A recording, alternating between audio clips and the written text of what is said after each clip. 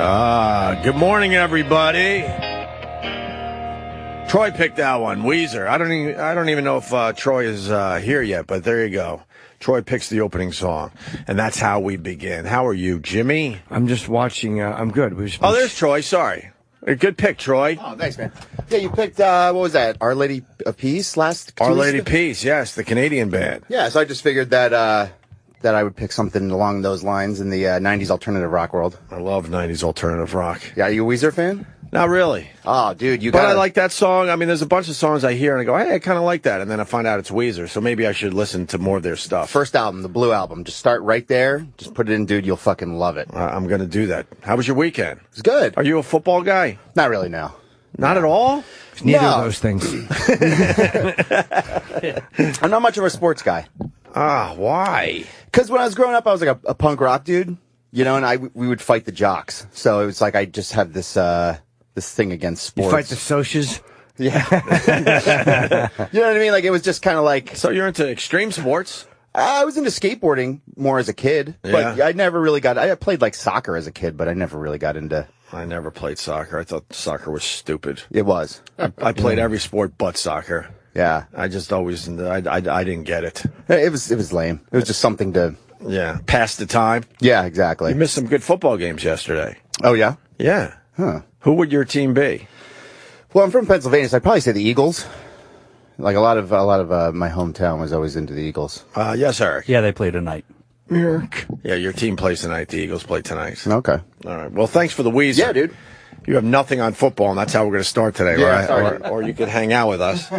Jimmy's team had a huge comeback last night. Yeah. Beating the Giants 27-26. Tony Romo marched down the field and got it done after Eli Manning fucking blew it. He should have, just fell on his knees. Yeah. Or tried to score a touchdown. It was Should've third and just goal taken from the one. Time off the clock from what I've seen. Yeah. But he went for the pass, right? He rolled out, went for the pass, threw an incompletion, and left Tony Romo too much time. How It's like I always say, Tony Romo is the man for the comeback job. I'm all in with Tony Romo this year. Really? Yes. You're all in? I didn't see any of the game, but I was going to watch it, but I had to write. I'm shooting Tuesday, and I'm being very responsible. I had a fucking production meeting yesterday.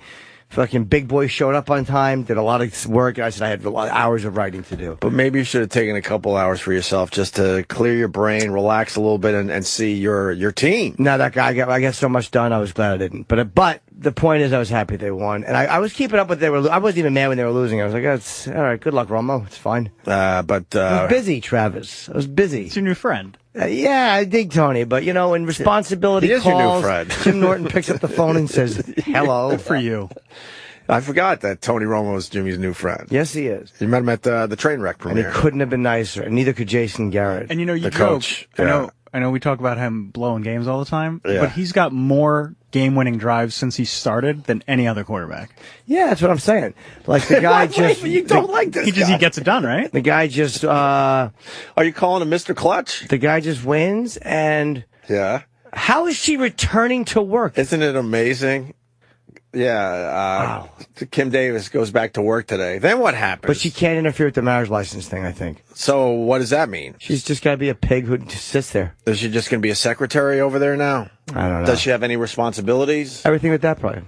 Oh, the crowning of Miss America. Oh, my God. Yuck. Besides them being beautiful, that's just a waste of time, isn't it? Did you watch the Miss America pageants? Anyone? Good. You know what? My wife and kids. Bunch were of watching. gays in this room. Good. I walked in. I saw 2 seconds of it. I walked right out. Went to bed. Yeah. You didn't want to look at their snatches? Well, they don't. They tend not to show their snatches on the show. I think they should show camel toe at least. Keep us interested. I agree. Because when they open their mouths, they're saying nothing. I know. They're just babbling idiots. I love when the winner is crowned, how much they cry and freak out. Like, it is the greatest honor ever. They're like, just, oh my God! I'm embarrassed every time I see one of these pageant winners and they have to wear the tiara. We had one around here a couple weeks ago. It was embarrassing. I'm like, you look stupid with that tiara. It seems like that this is something that made sense like 50 years ago. But Sure, now, when we lived in the black and white world. right. It's like, oh, this is fun. This is Right, yeah, I agree. I don't get it. Anyway, so Tony Romo with the big comeback at the end there, and it shouldn't have happened because Eli Manning might Probably should have ran the ball because he didn't really need the score in the If end. he just fell down, the Giants would have won. That was it, right? Yep. How about my Jets looking pretty good? But they were supposed to win that game, no? Many of your teams won yesterday. Yes. Well, I'm definitely a Bills fan as well, and a Patriots fan, and a Jets fan. And your Dolphins won. Well, that's just to make it really silly. It's my father-in-law's team, the Dolphins, and my brother-in-law's. They love the Dolphins. So, did the Dolphins win? They did win. They came back and beat Washington. Oh, okay. But the Jets were supposed to win that game. Although Cromartie might be out for the season now with a knee injury. Fuck. Did you see any of the games, Jimmy? I don't watch any football. Because you had to write all day. I had a meeting in the afternoon, and then I wound up. When I went home, I just wrote. I couldn't wait to turn on the Jets game. But and then what's his name? That was just a concussion and not a broken neck, Eric. Who are you talking about? On the Jets when he went down and they The guard, when Richard Keel clotheslined him. Was it a broken neck? They strapped him down. They strapped him down there. What's his name? Molden. Randall P. Thank you. Murphy. Molden. Oh. Turns out it was just a concussion, and he could still feel, but it was looking bad for a while there. Oh, yeah, that guy. The rookie kid, Maudlin. Yeah, they took him off on a board, and then everyone was down on a knee, Hey, it's praying and safety stuff. first in the NFL. It didn't look good because it looked like he just kind of twisted his neck in such a way that possibly he broke it. But it turns out it's just a concussion, and that he's not paralyzed. So that's good news. Thank God. Wow. There's always next week. Yeah. What was the big game? You think the Bills beating the Colts was the big game of the week? Thursday's game, the Patriots coming back after that whole Deflategate thing. That was the big game. Right. And then there was Tennessee and Tampa, where it was Marcus Mariota against Jameis Winston. The first and second picks. Yeah. How did Jameson look? He didn't look so good. No? No. His first pass in the NFL was returned for a touchdown. Yeah, that's never good. Yeah. And so he lost in his debut. He lost, and Mariota threw 4 touchdowns. Yeah. All right. Who's your team? The Chargers The for real? Chargers. You're not a Chargers The fan. Chargers since 1980. Why the Chargers? Because when I started getting into football, the Giants and Jets sucked. Yeah. And that was all you could watch. You couldn't watch other teams unless it was Monday Night Football. And the Chargers played the Giants one time, and the Chargers beat the crap out of them. And I said, that's my team. Just like that. That's it. Stuck with them, and they've been really bad for a long time. I mean, my logic is way better. I became a Bills fan because I lived up in Western New York for over 10 years. Yeah. And we didn't have the internet. So if you wanted to follow football, you picked up the local papers and the guys were all over the place and I became a fan. Yeah. I used to have to stay up and watch the George Michael Sports Machine to get highlights of my team. Oh my God, really? Yep. That's kind of nuts. Yep. Are you happy that Fireman Ed is back? He was back for one game. I thought he was back for real, but it turns out he went back just to ended properly and Passing that torch. and passed the torch to the new chanters. Who are the new chanters? I don't know. That's what I was reading in the paper too. You would think the guy would go, well, here, I'm going to give it to my cousin. Why wouldn't he keep it in the family? I don't know. I hate him. All I know is that the Jets actually courted him to come back, which is pathetic. For what reason? That's really pathetic. Because he's Fireman Ed. Because they need him. So I don't understand. Players are bringing him up in post-game interviews, Right. saying that he got him going. It's pretty impressive that he was able to start that chant. He's sure. incredible. But what happens now?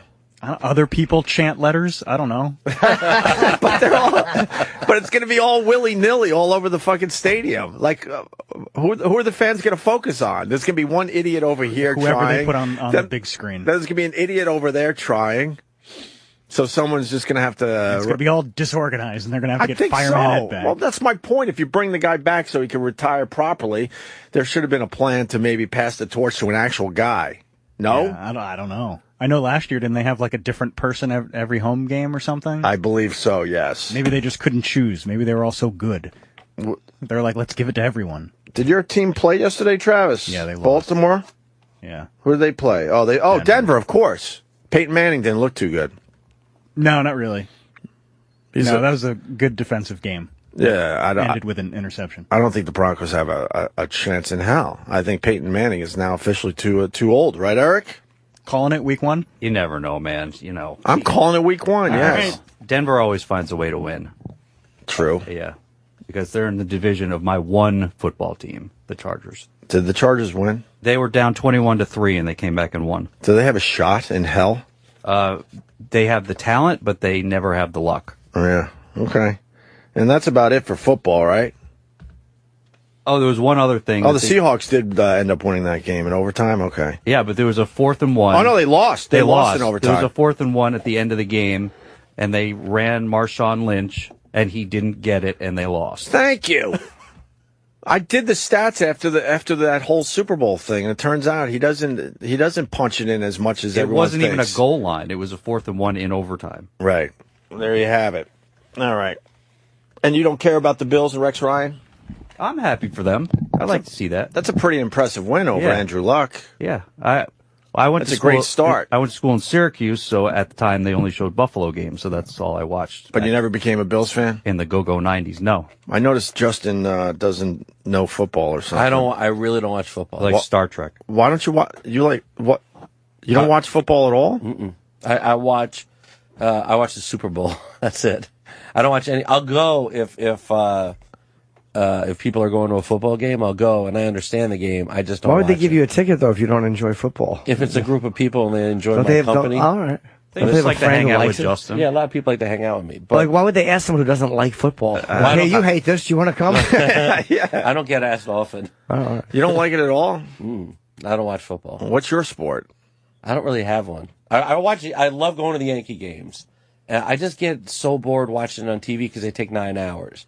I used to love watching Yankee games. I fucking hate baseball. It's so fucking boring to me. I just can't stand it. I don't even watch the World Series anymore. I'll take a little peek here and there, but I fucking hate baseball. It makes me I nuts. tried to watch the World Series. I was in the hospital. We weren't allowed to. It was so frustrating. Yes. They wouldn't let you? Yeah. Why? Why? Because Why- we needed a vote, and the vote was 9-8 when the voting closed. Even though I got the Indian guy to put his hand up, the whole thing. Well, that stinks. I don't know. Indian guy. There's so many times I come home and based on Jimmy's jokes, I make a list of movies I have to watch. I go to Netflix and program it. Were you bummed when you heard that Moses Malone died over the weekend? I didn't even hear. No, Again, I'm not big on. Didn't move my heart at all either. No, No. Eric. I was sad. He was a Nick. He was a 76er. Oh. He won the championship in '83 Oh, right. with the Sixers. Yep. Who am I thinking of? Someone else. Ewing, Oh my John Starks, No, not those guys. Karl Malone. No, he was a Utah Jazz. Very good. Why aren't they saying how he died? He was supposed to be. Heart attack. Oh, they are saying it. Sure. I didn't see it in the paper You today. I was thought there was looking. a Moses Malone conspiracy? Yeah. Well, no, I was just curious because he was supposed to go to a charity golf game. He didn't show up. They went to his hotel and he was dead. But I didn't see the part about heart attack. Maybe I should have read the next paragraph. Yeah. That would have been nice. Yeah, they usually give the reason if they know it. Only 60 years old. First player to go right from high school to the pros, I believe, right? Yep. Good old Moses Malone. He was a rebounding machine. I wonder if he had money saved. I'm always fascinated the guys who are like that age that go. Like now, I think you're hoping that there's enough lawyers and agents and fucking people around people like these gigantic contracts that keep them. I would bet someone like Moses Malone, with the career he had, when did he retire? What year? 91. Oh, fuck, he had no money. That guy had no money. Maybe, yeah. I just know that, like, thank God I have an accountant who handles and helps me. Yeah. You know, I sign everything, but there's so many things to do with money so you don't fuck yourself. Right. So your taxes are paid. I have no idea how to do any of that stuff. You Yeah. have to have somebody or you're going to fuck yourself. Of course. You got to see the 30 for 30 broke. So I would guess that Moses Malone had no money in the end. I mean, what? He made $13.9 million in his career. But That's nice. That's a nice career. that's spread out over a long period of time. Still a lot of money to make over a long period. You figure you invest it, you buy a car. Moses Malone's used Subarus. Something like one of those things that they buy. Roger Staubach, you know, Rich Voss is such a good friend. He was going to get me to go to this cowboy thing that I couldn't go to in LA because I told you we had the show. So I couldn't go to it on a Monday because it was after vacation. Yeah. And I knew I could have gotten to meet Roger Staubach. And I was like fucking heartbroken I couldn't go. But boss, do you want to see if I can get the guy to get you an autographed jersey? So I was like, yeah. And he said that he couldn't do it because Staubach got nauseous for some reason. Like, I guess he just got sick. They said he puked and he wasn't there for that long. Jeez. So, heartbroken. Yeah, that was your chance to get the Roger Staubach. I guess I'm only thinking that because of car dealerships, and he's had quite a successful one, I think. Doesn't Aikman have one? And fucking, but who's the fucking John Elway? But Aikman doesn't need one. So Moses Malone needed one. $13.9 million is not a bad amount of money. Actually, he played till 1995, which seems very late. 95 was how many years ago? 20 years ago. So he was 40. Yeah, a bunch of these guys made it to 40 in the league because they were trying to squeeze out some extra money. There's John Elway Chevrolet. $13 million, by the way. It sounds like a huge number, and it certainly is. But that's like one year for these guys now. Yeah. Right? Even less. Yeah, but the cost of everything has gone up. True. Cost of living ain't what it used to be. It's all inflation, right? It's all inflation. That's $50,000, $1980. It'll come out in the coming days that Moses Malone died very broke. John Elway has. I would guess. He has at least 2 car dealers. He has a good steakhouse, too, out there. I always like when I go into a good place. Joe DiMaggio, who I don't believe he's involved anymore, has a good steakhouse in San Francisco, of all places, because we all know Joe from, San Francisco. Right. But it was one of the best steaks I ever had was in that gosh dang place. Boo, boring statement, Jim. Bring Nick DiPaolo in. He's pacing outside the door. He knows a little bit about this football, too, so... and we got Nick DiPaolo today. We got Jeff Dunham coming in. Bring in Nick if he's ready. And we also got Glen Hansard from, hey, Nick, from the Frames. He's coming in to perform some songs for us. What's up, man? We're talking a little football, Nick DiPaolo. Oh, that sport's violent. Hi, Nick. It is a violent sport. Did you watch the games yesterday, sir? No, I was watching fucking... You just left me hanging, Nick. I'm all trying to be friendly when you come in. Yeah. how are you? Good. I was listening to some encore about you being touched when you were like 6 or some shit.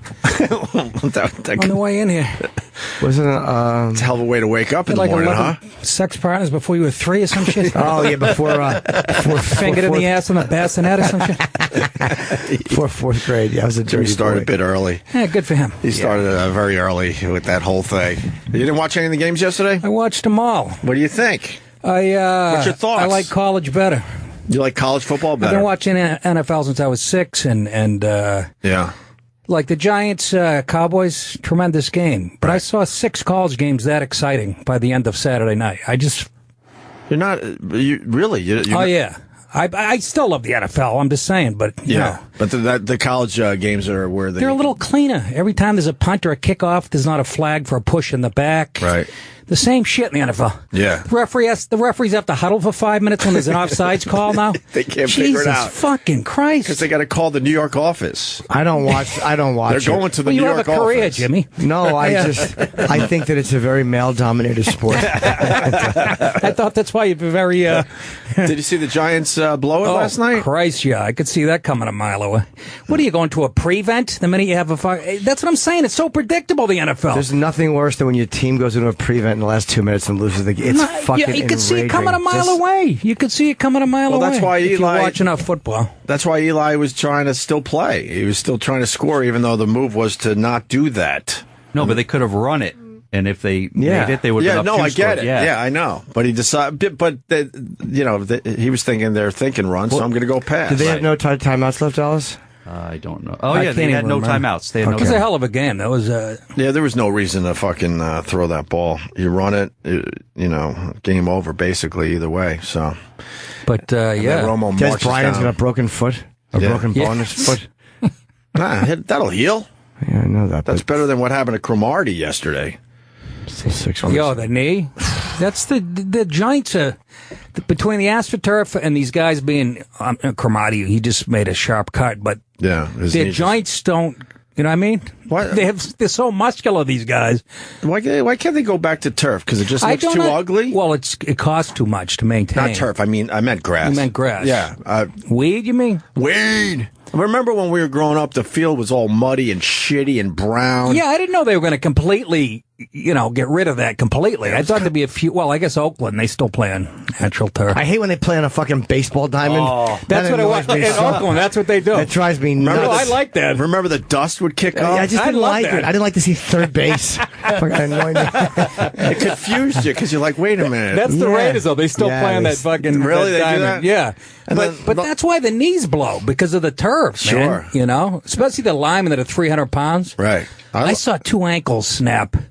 I was watching the Notre Dame game, right? Yeah. I literally, this is the quarterback. His name's Zaire for Notre Dame. He's a lefty. Okay. He can run. He can throw. This kid, it might be the best thing I've ever seen a quarterback. Yeah. I go to sit down at my computer to email my brother to ask him, have you seen this Notre Dame quarterback? As I'm sitting at my desk, I look up, a guy falls on his ankle and it snaps. That's it? As I'm sitting there about to send an email to my brother about this kid. Fucking thing snapped like a candy cane. I was like, oh, I didn't even finish the fucking email. You should have sent it to your friend who's an orthopedist. So you just closed I up. don't hang with him anymore. Just closed up your laptop and Oh my God! I couldn't. Well, then then I had to fucking email him about that. That's funny. I look up and this fucking That's thing funny. just. It was almost like a Theismann thing. Yeah. What does your brother do? I didn't even know you had a brother. He's semi-retired. He worked for Time Warner Cable, and he's 2 years younger than me. So he was in marketing and did quite well for himself. Obviously, if he's semi-retired. No, he sells coke, but through his Pittsburgh connection, Jimmy, you know the guy. I certainly do.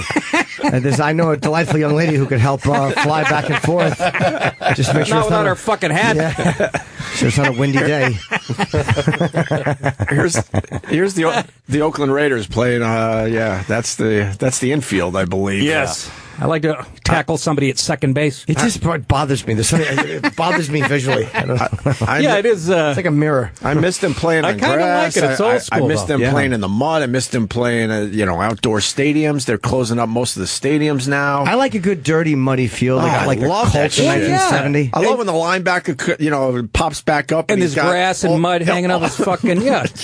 And there'd be a lot less knee injuries if they were on regular grass. I think you're right. Because the foot, it gives way. You know what I Yes. mean? But these guys, with the rubber shoes they wear and the turf, it's like Nerf. Yeah, they're just sticking. And their joints can't take it. That's man. what it looks like happened to Cromartie yesterday. Yeah, that just blew out. That's Is not it really good. that expensive to keep grass going? I know. I mean, that's what I always heard was the excuse, but I think it's the stupid NFL. They want everything to look so very I don't know. nice, It was always too. a cost thing every time I read about it, but I don't know. Cost thing. You just fucking get some sprinklers. You know what Get that- a you guy know with a what that hose.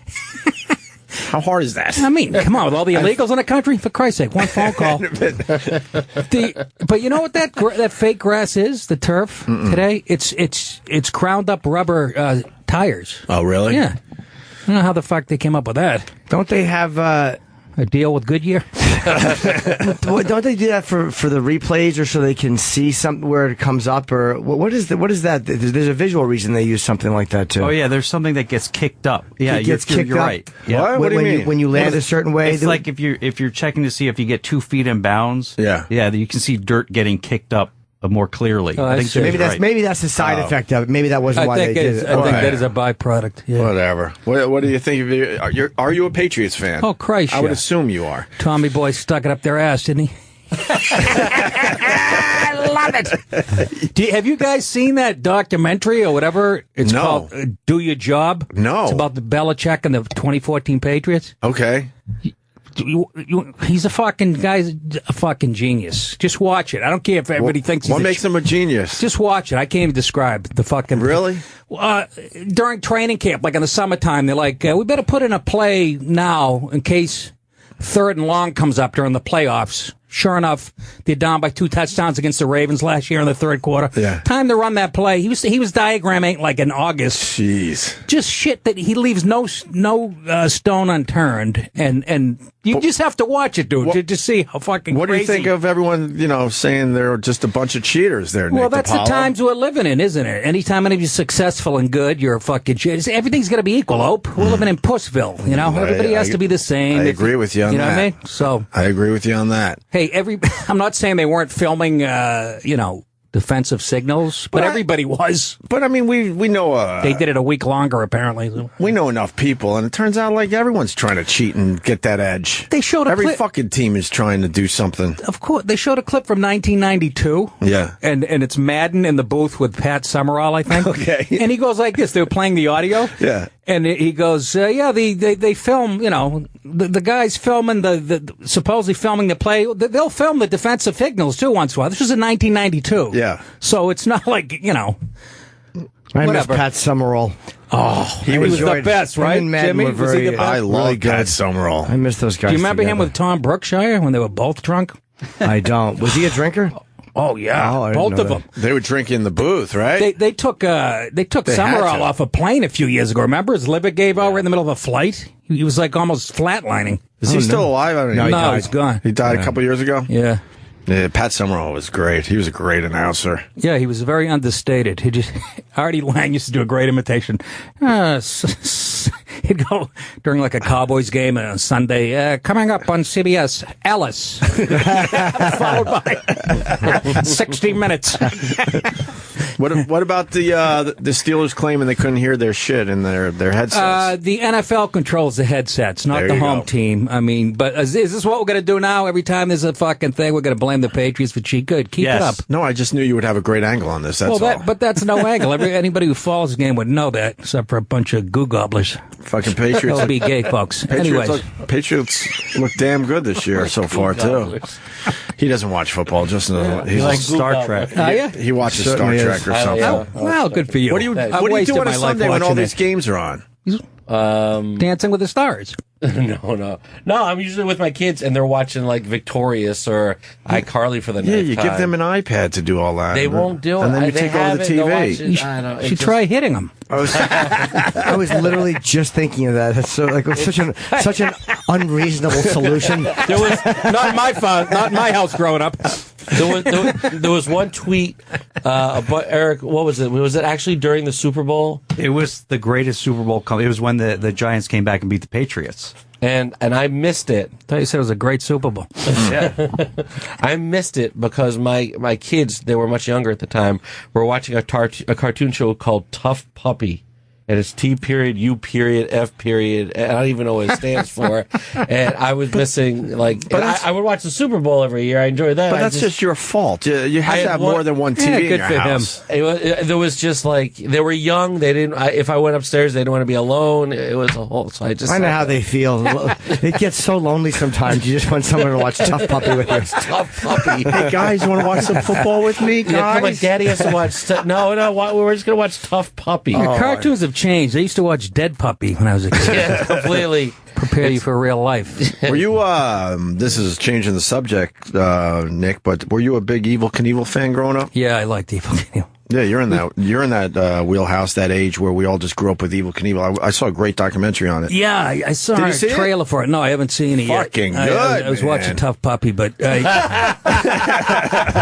but we used to set up as kids. We used to set up trash cans with a ramp and see how many you could jump. We all right. tried that shit. Yeah, Dude, they sold the Evel Knievel Huffy bike. Right. Which was just came with a spine board. It just had like a plastic #1 on the front, and it was painted with the white with the stripes. Sure. And yeah, that's we did the same thing. You try to jump Tried the a fucking trash garbage can. cans. Yeah. We set up this kid we didn't like, and this kid Mickey we really didn't like. And me and my buddy Jeff set the ramp up, the one that he landed on. So the minute he touched it, it would collapse. Yeah. Fucking landed on his collarbone. Kid's crying for like an hour. Snaps it. Fucking didn't break it, but No. close. You know the Snake River Canyon jump? Yes. Obviously, 1974. Yeah. So I was doing some math to figure out how old Evel Knievel was. How old do you think he was when he did that? Do you have a that's a visual great of what he 23. looked like? 23. Well, we were kids, so we probably thought he was much older than he really was. Yes. Is that what you're getting at? Yes. I don't know, 30? But watching the documentary, I'm thinking to myself, this guy has to be late 40s, early 50s doing the Snake River Canyon jump. He was 36 years Ooh, I old. said 33. He did not look good for his age. Well, he used to fucking party pretty hard. Yeah. Yeah, well, landing on your face every Over and 6 over again. months. It's going to age you. I don't know if the people coming up today understand how amazing Evel Knievel was, Yeah. because he would just go, I think I could do this. They had no real way of knowing, and it was always just a Harley that wasn't really modified that much. And Right. Yeah, because now, who's the new guy? There's a new guy that There's a jumps million every of them, New Year's Eve. But they I- haven't figured out with physics and all the physics right? are figured out. I mean, they were putting down like plywood at the end of the ramp for Evel Knievel. Hey, is that angle steep enough? I don't know. I don't know. They didn't even have it nailed. They didn't even have it nailed down. They were like, I don't know, put some plywood on the last bus just in case he's a little short. Yeah. But now you're right. They have physics, and the bikes are modified, and they know exactly if you hit this speed, you're going to make this fucking It jump. still takes a lot of balls. Because they talked to one of the guys that was in charge of all that. He's like, yeah, Evel would do a couple practice runs past me, and I would go, yeah, I think you're going fast enough. He says this in the documentary, like, yeah, I think so. You know, there's not enough men with capes anymore. Guys like him and Elvis, that's who you need, a man with a cape. One of his guys. Everyone's afraid of the cape these days. Liberace. Yeah, I forgot about him. One of his guys in the documentary, he said that Evel pulled the cord with the parachute with the Snake River Canyon jump. Evel pulled it. Yeah, the one guy said that, you know, he just, well, supposedly if he let go of the thing, it was going to get the parachute going. So he goes, Evel let go of that fucking thing. Too early, you mean? Yeah, he Premature? was convinced he was scared What a shitless pussy. and let go real early to try to save his fucking life and not What go a for pussy. it. Yeah. But one of the sponsors, by the way, on his rocket over the Snake River, is that what it was? Yeah. Is Chuckles. You can see it right there. Where's I'll put it- Chuckles? Chuckles. I'm going to say this, Chuckles is a very underrated candy. And when you think about a fucking 6 Chuckles, god damn, they were good. I don't remember Chuckles the candy. That was my nickname in school. Chuckles the candy. They were like, It's like mushy gummy squares. They were awesome. Chuckles fucking ruled. I don't know if I remember Chuckles. weren't they like gumdrops. There's like 6 of them. Yeah. They were like frosted mini wheats, but delicious candy. all natural? Weren't they those Chuckles? There's I love a good Chuckles. They show footage when Evel, I think he jumped in San Francisco, and he had all the biker gangs pissed off at him, especially the Hells Angels. Why were they? Because I he was the remember guy hearing in that. white. Like he wanted a more clean image as far as being a biker, and the bike gangs did not appreciate that. So he lands his jump. I'm not sure if he crashed in San Francisco, but after his jump, immediately afterwards, they beat the shit out of him on the field. They just all ran out and started. I never heard that. No. I didn't either. They got footage in this documentary. I didn't know it got physical. And I one of remember. his guys was able to, get out there and charge one of the guys that was really giving it to Evel Knievel. Is that when he landed at Altamont? For 1 second, I was like, he landed it. I don't remember. But it's a great documentary. It's called Being Evil, I believe. I remember all that shit was like prime time, like Wide World of Sports. They talk about Oh, Wide yeah. World of Sports. That's, Like ABC, 8 o'clock Oh, on a fuck Saturday yeah. night. That was a big fucking Now deal. it's New Year's Eve. Yeah. right. See that guy that a couple of years ago that jumped off the top of the building on his Yeah. motorcycle Yeah, down that's to right. it? What the fuck? That was pretty ballsy. Yeah, they show that in the documentary because then they show all the guys that came up after Evel Knievel, and they all are doing way, crazier, longer stunts. I guess I should say. better equipment. I'll Better just take equipment, all take that. some guy with a fucking a On a bike like that on a over Schwinn? Of 41 course. buses, just some weird random number, shitty city buses. Yeah. Even his son, who broke all of Evel's records, admits, "Look, my dad is way, a pioneer. way better and cooler than I ever was. But I had much better equipment and all that. So Did you have the toys growing up? yeah, the wind up motorcycle, No, we couldn't afford That that. would take off. and then when he beat the shit out of his PR, who was it? His PR guy. I think it was the toy company got rid of all the Evel Knievel stuff off the shelves, and that cost him millions of Beat up dollars. his PR guy. He died broke. He had absolutely no fucking Good money. for him. That's how you should be. 69 years old, he died. Remember how stupid it was? The doll. I remember a guy had the fucking. It was like the little action figure, and they Yeah. put him on the motorcycle. But you didn't know what to do with him as a kid. You would just take him and go like with your hand and make it like he was jumping. It was such a fucking lame afternoon. Like, you know what I mean? I was like, oh, he's jumping the sofa. Like, what a fucking douchey. People who say get out there and spend more time playing. Everyone's in front of computers these days. Right. That was what I did, and it sucked. Well, look, I mean, fun. Yeah, but you were getting late at 3. No wonder why you were bored. What are toys going to do? You're fucking blowing people at 6. I mean, you what had the a fuck's whole an other- action figure going to do? Whole other life going on. Yeah, that is true. The Evel Knievel action figure. It didn't quite match up to rinsing your mouth out before Mother came home. Can you play the original commercial? Because they God. made these toys look great in the commercials, Oh, yeah, and then you would jump get them. anything. Then you would get them I home. had that fucking truck. Speaking of looking great, Jewel looks good. Evil's riding the amazing Star Cycle. That gyro power. They're showing the doll moving it by itself, though, but it didn't do it like that. Well, there was a launcher for it. Holy shit, I would have bought it if it did that. It didn't do that. It didn't do any of this stuff. I got the one. I got the Evel Knievel and he's in the wheelchair. He's got a bag on his hip. Yes, I had the Superman. And now, the Sky Cycle. Yeah, the wind up. Daredevil The Jack- Sky I don't Cycle. fucking remember that. I didn't have a My Sky parents Cycle. are ripping me off. Yeah.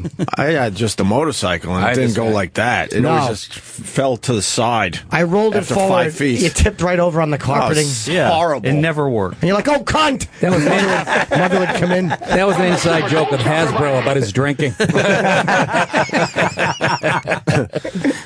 Oh, he was married and just womanized his ass off right in front He's of a his real wife. man. He's the I last hope real so. man. They interview his wife in this documentary, and she's like trying to be cool because he's a legend, but you could tell she still hates still his had an edge? fucking guts. Yeah, what are you gonna do? How good is it to be her, though? Like when you're married to a guy who you know is cheating, and there is a shot that you're going to watch him at least break his leg. It's got to be satisfying.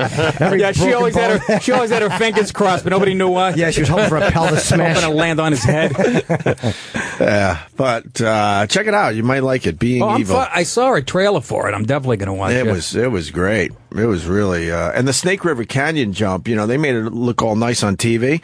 That was like what do they call it? It was like the anti-Woodstock. They said because all these people came from all over the place, mostly Rich people? biker gangs. Oh. And women were being raped. They were setting fires. One of Evel Knievel's How is that guys. the anti-Woodstock? Same thing happened at Woodstock. People People were being raped. It seemed like brown it was- acid. They were saying it I was was way there. worse. Oh, you were there. Yeah, I finger popped. You know, Timmy. it's funny. I went to Woodstock, New York recently. I didn't even go to the place where they did the thing. Me I either. just wanted to tell a story where I said, you know, it's funny, and there's nothing funny about my story. And one of Evil's guys wanted to call him the National Guard. And they're like, you're on your own. We're busy with other shit. And they got footage of this, the behind-the-scenes shit where everything's burning. I can't wait to see it. They're tipping over the beer trucks because they try to stop the beer sales because they're like, wow, this is getting out of control. So they just tipped over the beer trucks and stole all the beer. Really? To keep the party going, yeah. You know what I want to see is the new movie about the walk between the towers. Oh yeah. I can't wait to see that. 3D film. Philippe Petit. It looks very you guys good. interviewed him, didn't you? Yeah, he was a delight. He was a Yeah. twat. I remember he seemed like a real. Yeah, He I was a might have- twat. No, I was listening we to were it. so bummed because that was another thing we remember, and we like, holy fuck, we get to meet Philippe Petit. He was a dick. Yeah, he He's a wasn't French great. guy. What do you expect? Yeah, He not was just great. a twat. But the walk between the 3D IMAX version, I saw that when I went and saw the Jurassic World recently. I don't know if I'd recommend it. Give me a sec. But the footage, the view is amazingly well shot. A couple of moments it kind of it looks like a film, but there's one moment in it where they have to make it dramatic.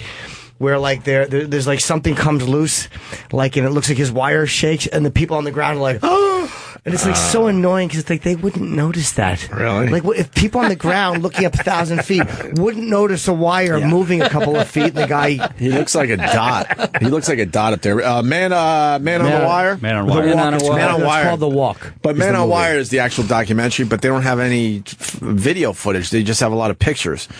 They have one quick clip of him. There's a picture of him cleaning his gutters on a windy day. But it doesn't really. And falling off, ironically. But just how he got that done, you were allowed to just go into buildings, no security. They went up to the roof. Yeah. So And then he shot an arrow, I remember, right? That's how he did it with some fishing line, I think. Yes, no, that was Walter Palmer. Totally different guy. Rest in peace, Cecil. Go ahead. But that's how he got the wire across. They shoot, really? fishing line with an arrow and a guy on the other side. Like, Catches okay. it. That's bare hands. scientific, huh? And then they got a bigger, and then they finally got the actual wire across. And all night long, they're just putting it in place, and no one is noticing this. That's the times we used to live in. And before the fucking Arabs. There's this very great photo we're looking at of him crossing, and then you could see like he's between the towers, and there's the light with the red light on top. Right. And like that's what would freak me out. Is like looking at that and going, I'm walking along something that's there so planes don't hit it. Like that's I know. it's I like know. That fucking. That's a frightening It's unbelievable. realization. It looks like some guy trying to get from terminal to terminal at JFK. Fucking trans down. Don't you think that's scarier than what's his name doing the Grand Canyon? Well, it's not higher. I mean, it's higher because of, just the thought of it, though, going from one tower to building the for other. building, but the canyon's also very unpredictable and windy. It's just True. it doesn't resonate as much because it's just dirt. Right. I guess the story behind this makes it pretty impressive too. That they had to do this, sneak and do this in the middle of the night, set it all up. But I want to see the 3D movie. Is there a coming attraction for that? Do we have that? Great security, huh? In that bill. Yeah, no kidding. What year was that? 70. Was it? Oh, they were hijacked. I guess. Wow, that same year as Evel Knievel. That it was the year of the Daredevil. Yeah, they were hijacked. They wouldn't. They would always say, "Take us here." And But start with Man on Wire, though, the actual documentary. Or is that the name of the movie? no, the movie's called The Walk. It is called The Walk? Yeah. Okay. I wanted to watch it because I thought it was about something different. I That just was like about what, a 10K race for breast cancer? power walking. Yes, I like when people power walk for charity. I hate I'm like, why doesn't somebody make a walkers. film about this? No, They power walk for a good cause. kids get fucking a week left to live. Let's run the 10K race. Let's make it a 100-yard dash. I got about 8 minutes. Can we pick up the fucking pace? When is this coming out, The Walk? Soon. Right after the limp. September 26th. Oh, shit, right around the corner. Aren't they? How come they're not taping us today? They told us they were periscoping. Yeah, I don't know where those people. I think they they'll be lost here. interest. Oh, they're coming. Yeah, they'll be here. Nick, what are you promoting? by I'm the way? promoting October 17th, Gramercy Theater right here in New York City. Great. But this week I'm at Laugh Boston, Oh, great. Thursday, Friday, and Saturday. Next weekend, Governors. Thank you, sir. Governors, Friday and Saturday. Okay. And October 17th, the Gramercy Theater right here in New York City. And that's where I don't know, some chick was going to come here on Periscope, but it would not. You get back to Boston a lot? I don't, because my parents live there. You still live up there? It's still there. What town were you from? Danvers. Denver's, okay. Home of Mark Bavaro. The New York Giants tight end. Good old Mark Bavaro. Hell yeah. Yeah, so, but that's a good club. Do you I miss did it last Boston year. ever? I do, a little bit. I love that city. I really do. It is. It's, I been miss there it when I about a watch the year. Sox and Yeah, they show, right. It's where I started my comedy. It's where I was telling dick jokes. Who'd you come up with? Big names. Tom Rooney, Kevin Liam. We had Barry Mike Crimmins Spence. in, and I wasn't that familiar with him. I Oh, kind of he's knew funny. his name, but yeah, there's a documentary that Goldthwait did on him and about the Boston scene and what he It was good. did for it. Yeah, it was really great. He was this gruff. He was a big guy. Now I know he's thin. And, Right. but he had this walrus mustache and he was a real, he's kind of political. Lefty. Oh, yeah, he is. And he would fucking jump down people. And I fucking loved his anger right away. I'm like, who is this guy? Yeah. And I was a barback for like 6 months at this comedy club, and he was the only guy that would tip me. I'd bring him like a case of Budweiser. Jesus. Right? At the beginning of the night, there'd be like 3 left. Wow. I mean, Wow. he was pounding them. And he'd just fucking snap on people. And he always had funny, clever shit. Well, now we know why he was pounding the beers. Yeah. He had I guess. he had a bit of a problem when he was about 5 or 6 years Yeah, old I in a didn't get the basement details. with a babysitter. Really?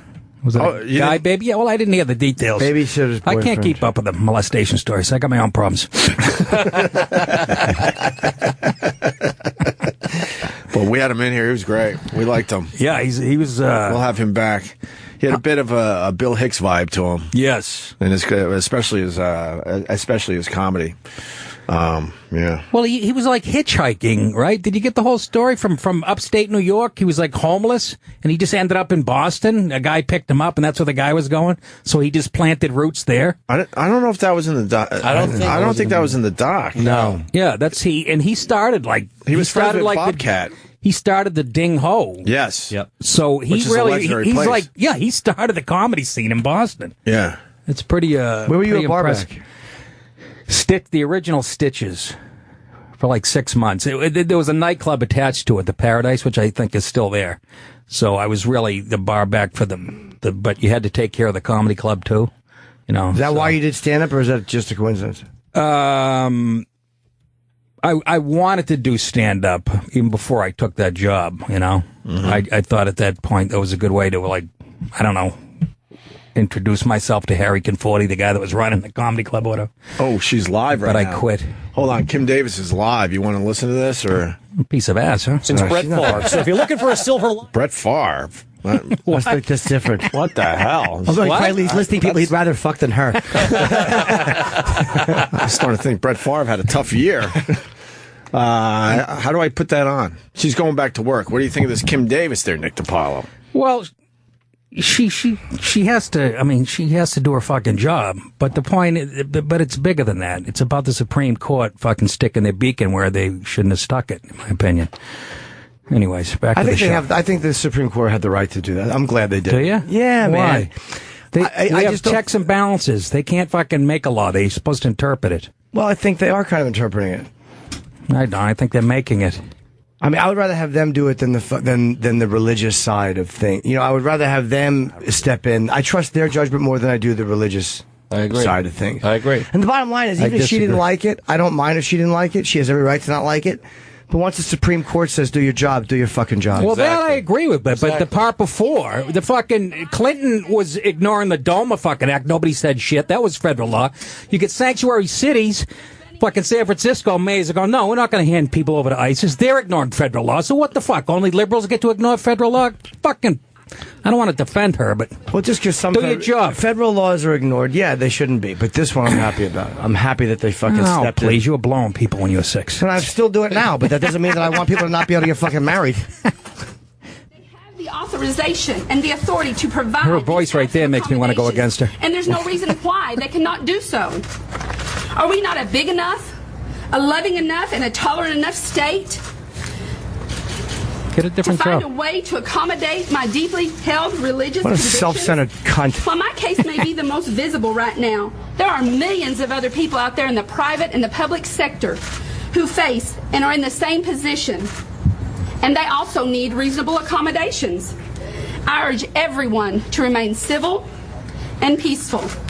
We weren't going to get in a riot about it. Jesus, of course not. Remain civil and respectful. The fucking narcissism of this woman And I love all people. is monumental. I harbor no ill will to anyone. No worse than the president. I hate no one.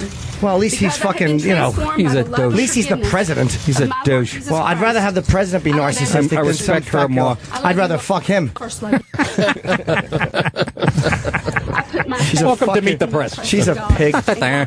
Well, yeah, she's a pig and all that. This is not about liberal and conservative. This is about some self-centered bitch not wanting to. The same people that won't hand out birth control because their religion forbids it. Fuck her. That's the problem. Is I don't want to hear about your religion. Like, don't take the job. I feel the same way people don't want to wear a burqa during the fucking driver's license photo. But that's the problem. The rest of the world will defend that shit. Yeah, but I'm not. I'm not defending it. That annoys me. And if she was Islamic, no, they would not be coming after her with the same venom. But the bottom line is, you know, she's got to do her fucking job. Okay, but it was 5 unelected fucking lawyers, basically, who are making laws. That's not right, Jimmy. That's not fucking right. What do you mean? At the Supreme Court, the 5 who ruled for it.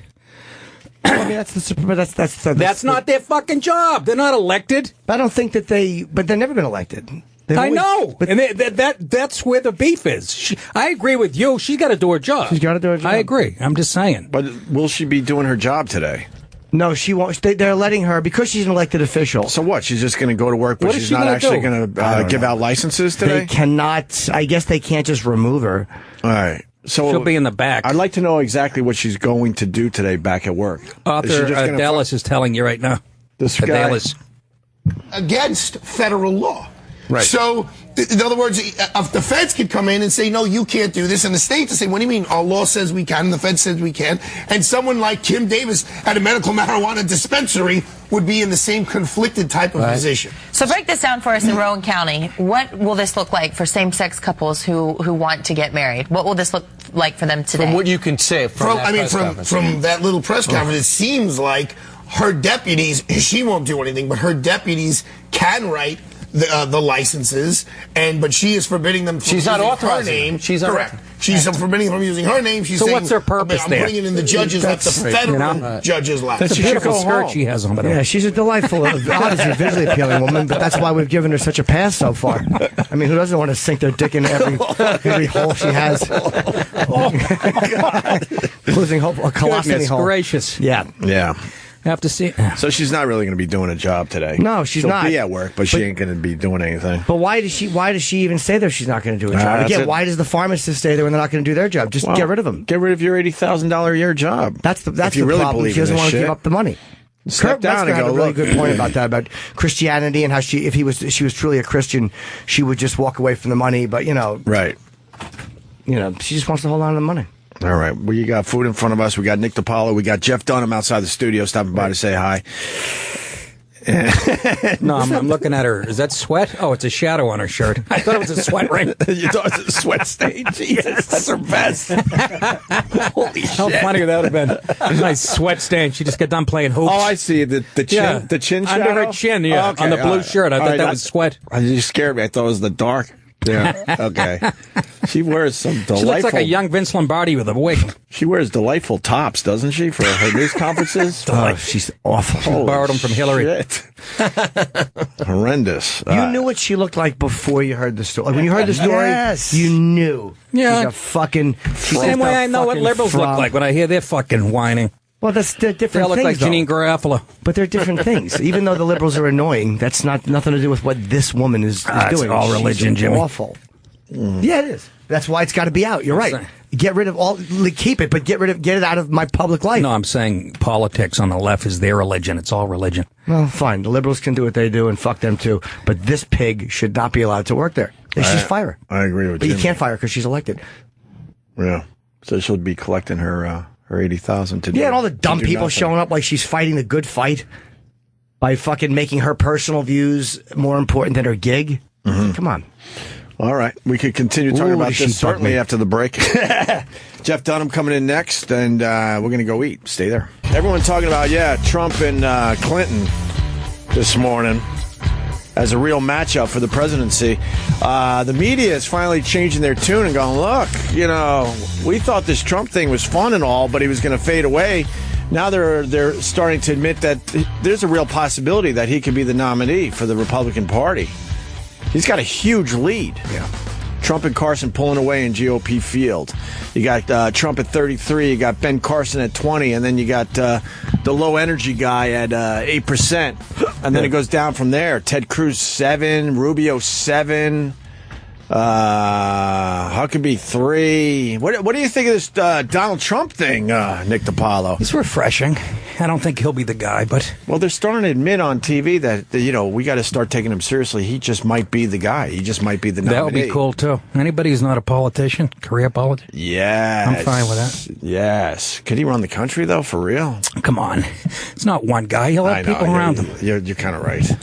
I said if he finds a running mate that is a true politician, that could be There you be go. where people go, wait a minute, he picked who? The company's a corporation. So, man, what do you think of Hillary? Oh, she's terrific. Colin Quinn had the best line about her. Yeah. She's about as sincere as a lap dance. Yeah. That's She's just literally the greatest summary of Hillary I'd rather Clinton. fuck that Kim. I'd rather fuck that Kim Davis chick than Well, there's fucking no even reason look you at can't Hillary. enjoy both. I mean, you can fuck one while the other one smothers your face. Let's get Jeff. Is he out there? Yeah, the Bring him brilliance in. of Colin Quinn, though, that sums it up. No, right I know there. you can't top that about her. I don't know what else You're to not say gonna about top her. Yeah. that. We have Jeff Dunham coming in today. See, I tried a joke. It didn't work. I was like, boy, I don't believe her smile. And no one laughed. That's not a good laugh. That's not a good joke. What a phony. So Yeah. who the fuck are the Democrats going to get? Who do they Who have? cares? I think You guys Biden are has finished. to come in to try to save the whole fucking thing. It seems to me Biden doesn't want it, but he's He getting, doesn't want it. I hope he he's gets getting the in. pressure of his party. His Like, dead- look, you well, got to his- save our asses. He keeps hearing his dead son's voice, Right. and he's Bo. going to do it, and then he quits 6 months into it. What's up, That'd be Jeff? funny. Hi, guys. Do you know Nick DiPaolo? I haven't ever met Jeff, actually. How are you? Good to see you. Seen to meet picture, you. all that stuff. Good to see you. Yeah. What's going on, man? We're talking about Trump and Hillary. It's nothing. I just like, oh my God, can I pull out my joke book? Yeah. You have any thoughts on Donald Trump and this run he's making? I don't. He's got everyone talking. We were just talking out in the hallway. Of course, for comedians, he's been the greatest gift to all of us. It's like the greatest thing ever. I mean, wait, are you talking opinion on the guy or Whatever you want to say. No, Jeff. height, weight, and I don't know. I just think I think the whole thing is fantastic because he's he's waking everybody up. Yeah. It's great. It is fun just to watch him ruining everyone's day. I think that's right. The best part. That's right, though. That's Ruining true. their day. And I hate talking politics, but yeah, sure. I think it's the greatest thing because it's waking everybody up. It's making people pay attention that normally would never ever pay attention. Mm-hmm. And it still amazes me though. What the bit goes back to the beginning of television, where you get on the street and you talk to people and they look like idiots because they have no idea what you're talking about. But it still amazes me how many people have no idea what you're talking about when you start talking about politics, including us. Yeah, well, I don't know. Welcome to Meet the Press, Jeff. I don't know. I don't know shit about this, but it's fun to talk about. Rehashing old thoughts, but yeah, there should be some kind of civics test that you have to take before you can actually go vote. It's ridiculous. That's a very good point. Based on race. Jesus. I don't see that one getting passed. But with Trump, he's brought defibrillators to the American public, and just well, here's Donald Trump's latest tweet. I truly understood the appeal of Ron Paul, but his son Rand Paul didn't get the right gene. He's just beating him up every day. He's always just throwing zingers out there. I love it. What would happen if this guy did become president? They're changing their tune. I just said it. For the first time on TV, they're starting to go, well, look, we got to start taking this guy seriously. He might just get the nominee, because they all thought it was a big fun joke, for the first couple months. But now, they're saying he's not going away anytime soon. But then, okay, let me ask the people that really, really hate him, what is it that they don't like? Is it just because he's in your face? Well, no one really hates him. According to the polls, he's got a massive lead. People keep taking the angle that he's stupid. That's the angle they're taking. The only problem I have with him is he's not specific enough about what he wants to do. Yes. That's the only thing. It's I wish he would say a bit more specific what he wants to do. Well, he will. It's a little early. Nobody's really getting into specific, except for Christie. Yeah, he's starting to lay shit out. I was never a him. Christie fan, but he's already ahead of everybody as far as specifics when they talk policy. I said that about the debate. I like the fact that he threw out numbers. At least he said what he was, But Donald got where he has and had gotten the fortune, have lost and gained it 3 times, and by surrounding himself with unbelievably smart people. That's what I would say. I don't want to be you don't want to be the smartest. If you're running the business, you don't ever want to be the smartest guy in the room. You want to be the dumbest guy. So then that's what he says. That's what he's going to do. He's going to hire the best and the brightest of. Well, eventually he's got to start talking policy. Right now, no one cares about his policy right now, but eventually they're going to be like, all right, this has been fun, but are you going to fucking lower taxes, and how are you going to do it? Oh, no, he's going to raise taxes. That's what frightens. No, he's going to go after the hedge fund guys there, Jeff Dunham. The middle class is going to get a tax break from Donald Trump. He said it the other day. Right. But he did say that it surprised me the other day when, it wasn't the other day, it was like a month ago when he said that, he wants to raise taxes on the upper guys. And it's like, okay. He just talks about people the way you want people spoken about. Why is someone like George Pataki, who did a terrible job as governor and registered 0 in the polls, allowed on a debate stage? That's such a dick thing to say that you want every one of us would say, but you want a politician. That's just refreshing to see. But people would say these that assholes have to be spoken about like that by someone who knows them. And everyone is saying that about him. Like, why is he was allowed? That Trump? He wrote that about Pataki. Yeah. Oh, yeah, I thought that was a guy writing it. No. I thought that was just a tweet from some asshole. No, that was Trump tweeted that. Yeah, but and he said he put 0 in capital letters. So let me ask you a question. Do you think Trump has guys working for him, pulling stuff like that and writing it? He has to. I think. No, they're all begging him to not send that one. I'll bet you he's got a team that goes, all right, that one's fine, but they're probably asking him to not send half of these. He's got to have a handful of guys that write this stuff. He has to. Lightweight Senator Rand Paul should focus on trying to get elected in Kentucky, a great state which is embarrassed by him. Oh, these are awesome. Who said that they were? He just spoke for the state. I love the fact that he can't. All of his things are unprovable, which he makes these great statements. Everyone's saying it. Who? Jeff's going to get taxed. They're going to go after Jeff. You're filthy rich, dude. I've read about you. I can't believe the money you have. No, I wasn't until I got divorced. You get to. You still got enough. I got half. I remember reading an article about Jeff was talking in an article. He goes, I know my career was in the shitter, but I only made $1.5 million 1 year. I never said that. Yeah, you did. No, I didn't. It was like 7. Well, that was an exact figure, a little lower. Dude, I remember it because I threw down the magazine. I did not say that. I fucking I stomped would on the never magazine. say anything like that. That's horrible. It's probably a misquote. Okay, you know who said jalapeno on a stick said it. Jimmy, read this one by Donald Trump. Another tweet. These are all within the last couple of days. Oh, wow. Lightweight Governor Bobby Jindal. Is it Jindal? Is how you say it? Bobby Jindal is registered less than 1% in the polls. Just mocked my hair. So original. Oh, it's like being on the couch at a fraternity. But that's exactly how you want these guys talked to. That's it's right. so great. And if you if you look, that was posted on September 11th at 9:12 a.m. Yeah. Wow. You know what makes it September 11th. Yeah, pretty much when the first plane was hitting the towers, he's like, let me go after one of these guys.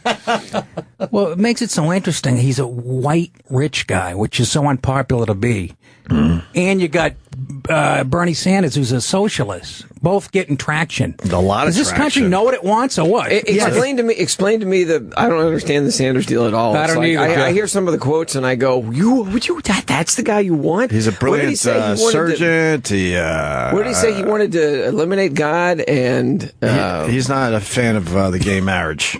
Bernie Sanders? Are you Oh, thinking Bernie of Ben Sanders. I'm Carson? sorry. I was thinking Carson. I fucked up there. I'm sorry. Bernie Sanders. I'll tell you what. Sorry. Here's what they have in common. Godless socialist. They thought I feel heard Carson there, genuine sorry. to people. Like Trump Well, that's feels right. genuine That's in his exactly own right. vibe, and Bernie Sanders feels genuine in his own. I think that's what people want. But doesn't he seem too old to be the president? Well, that's the least of his problems. Oh, everybody's going to go to college for free. We're 18 fucking trillion in debt. Wake up, stupid.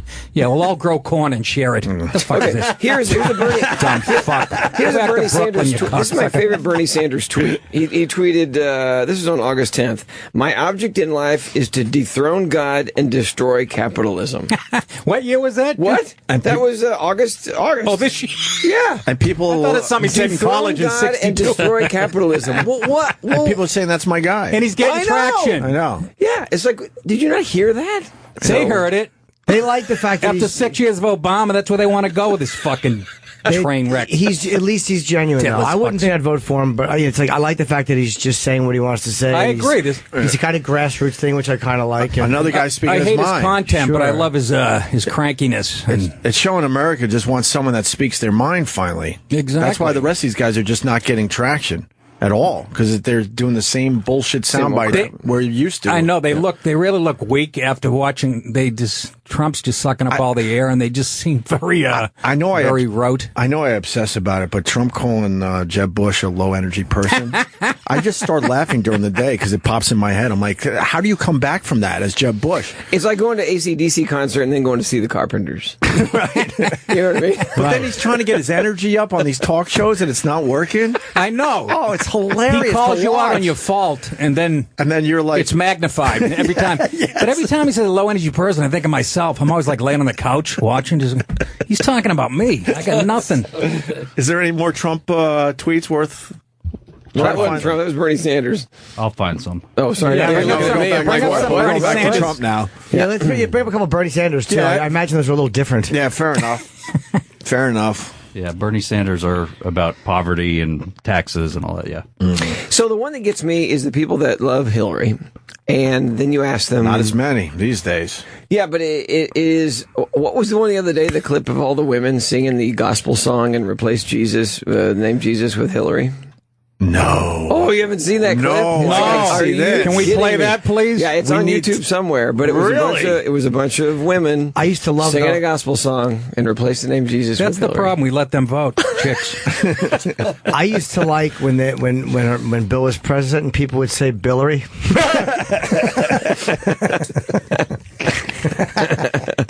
Is it hot in here, or do I have an infection? I did turn up the heat. Probably both. You can turn down the heat. Man, Hold on. Let's it's getting heated. Let's watch this. Drinking a quart of coffee. Fox News. Surprise. Somebody's got to watch them. Hello, I'm Todd Starnes. This guy Oh, it makes was love to quite the a camera. spectacle over the weekend. The camera loves him. Oh, he's hideous. When followers of Hillary It's a Clinton male sang Kim Davis. praise songs to their Lord and Savior. On Hillary, woke up this morning with my mind. You dumb twats. Say on Hillary, hallelujah, hallelujah, hallelujah, hallelujah. I'll say this though, easy to mock them. Voices like angels. Yes, Brains like indeed. shit. Those were the voices of a women's alternative chorus desecrating an old gospel song, replacing the word Desecrating. Jesus with the word Hillary.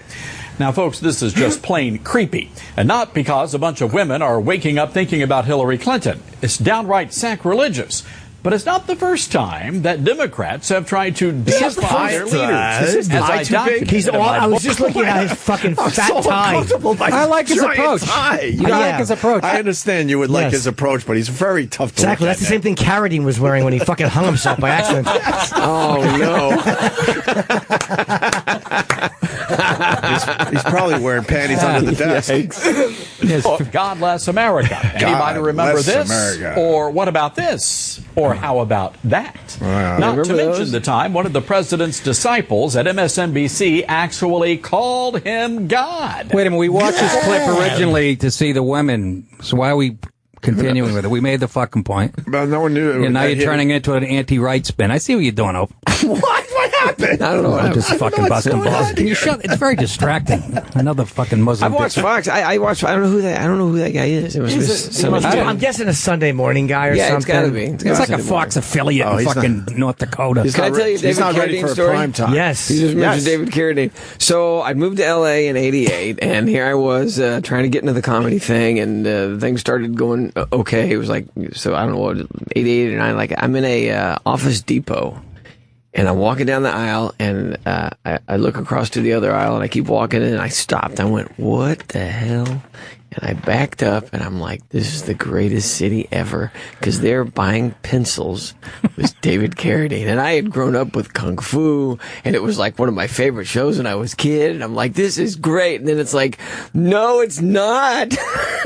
I'm in Office Depot with David Carradine, and he's buying pencils, and he looks sad. Yeah, you want to see him doing something kung fu-ish. Exactly. Oh, is he at least going to break them in the parking lot? Yeah, he should be carrying a hot hibachi and he's gonna walk over rice paper. Hey, at least he wasn't buying a ladder and a fucking Oh, no. pair of stockings. Yeah, it's some plastic. Oh, no. What are the odd shopping carts? A ladder and a pair of fishnet stockings. And some eye fucking makeup. Oh, no. Ladder. That's awful. You can get all that, by the way, at Walmart. One fucking. Oh, my God. Yes. It is weird when you see somebody you idolize just buying something so fucking like, ugh. Yep.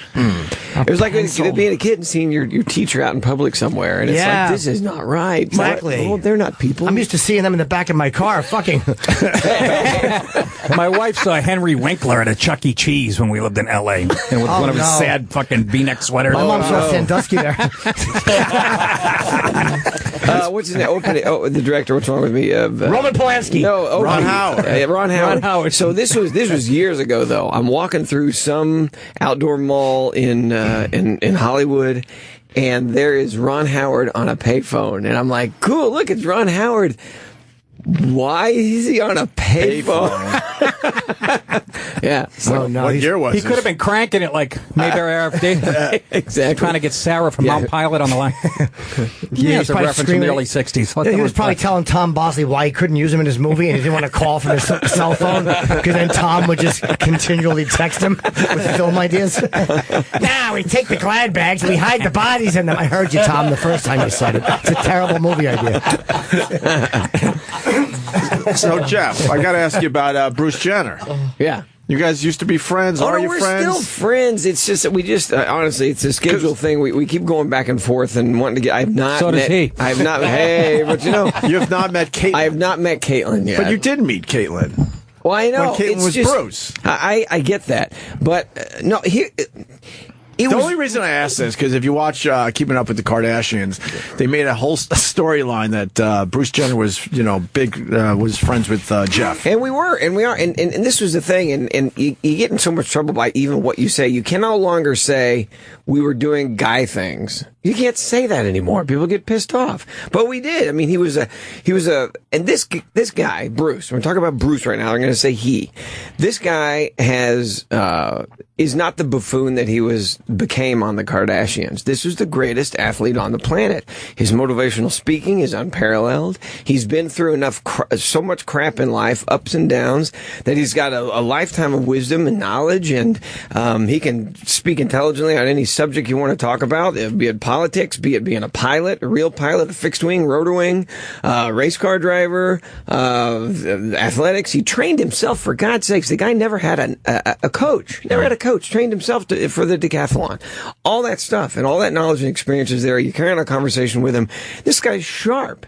And I was friends with him for 2.5 years, and all this garbage started coming out about him, getting, he would show up and after not seeing him for a couple of weeks, it's like, all right, he had some work done. But that's not a guy conversation. You're not going to go, hey, look, you had a little work done there, dude. Your eyes look a little tighter. Exactly. Yeah. You don't talk about that. It's accepted in the business that it happens, and you just you're in Hollywood. Yeah, I guess. I mean, I don't have any friends that go get surgery. I've had a lot of work done. You look good. Thank you very much. All from the waist down. Yes, exactly. I'm just having my asshole. I'm having a design put on it. Dartboard. I agree with you. That show made him look like a buffoon. Yeah, and I think he knows that. They would downplay what he did with his life, like he won that stupid decathlon. Who cares? Yeah, it's a male thing. There was very little respect there for it, and so he got anyway. So and he said himself he had very few guy friends anymore, and I think it was because of that show. So what do you do?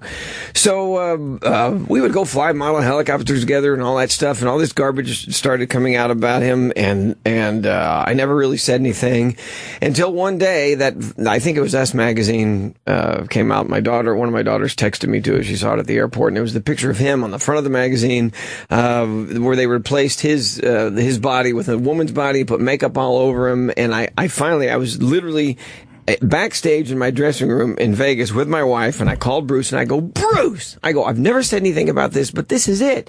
I go, you were the greatest athlete on the planet. You were America. And you got to get behind this. They're making you look like an idiot, more so than the TV show. I said, you got to hire the greatest lawyer in LA, the biggest lawyer, and start making these, stop the magazines from printing all this garbage. Now. And I really let him have it. And then there was this long silence. I was just going to say, and Audrey and my wife and I looked at each other because I had it on speakerphone, and there was this long silence, and we both looked at each other, and I went, oh no. Because I had defended him on Facebook. I defended him on stage. And I said, no, he's the greatest guy, and all these rumors and blah, blah, blah. And there was this long silence, and he goes, well, we need to talk. Oh, wow. And I'm like, oh, man. You son of a bitch, what the hell? So, then he explained the whole thing. 3 months later, the Diane Sawyer interview comes out, which was great. And you got to feel for the guy and now the woman, because that, what a rough thing to go through in life. And then to deceive all your friends and, what are you going to do? Go, I feel like becoming a chick. What? So is it hard for you as somebody who is friends with Bruce to kind of to say, okay, this is who this person is now?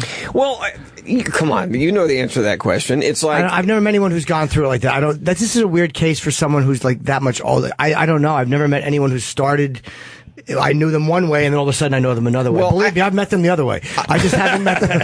I literally had to go to my kids who were in high. Two of my daughters were in high school at the time, which was a year ago, and I said, or less than a year ago, and I said, so how do you have a transgender group in your schools? You have transgenders kids. This is something I did not grow up with. Right. And as Bruce said, the transgender acceptance or non-acceptance is where homosexuality was 30 or 40 years ago.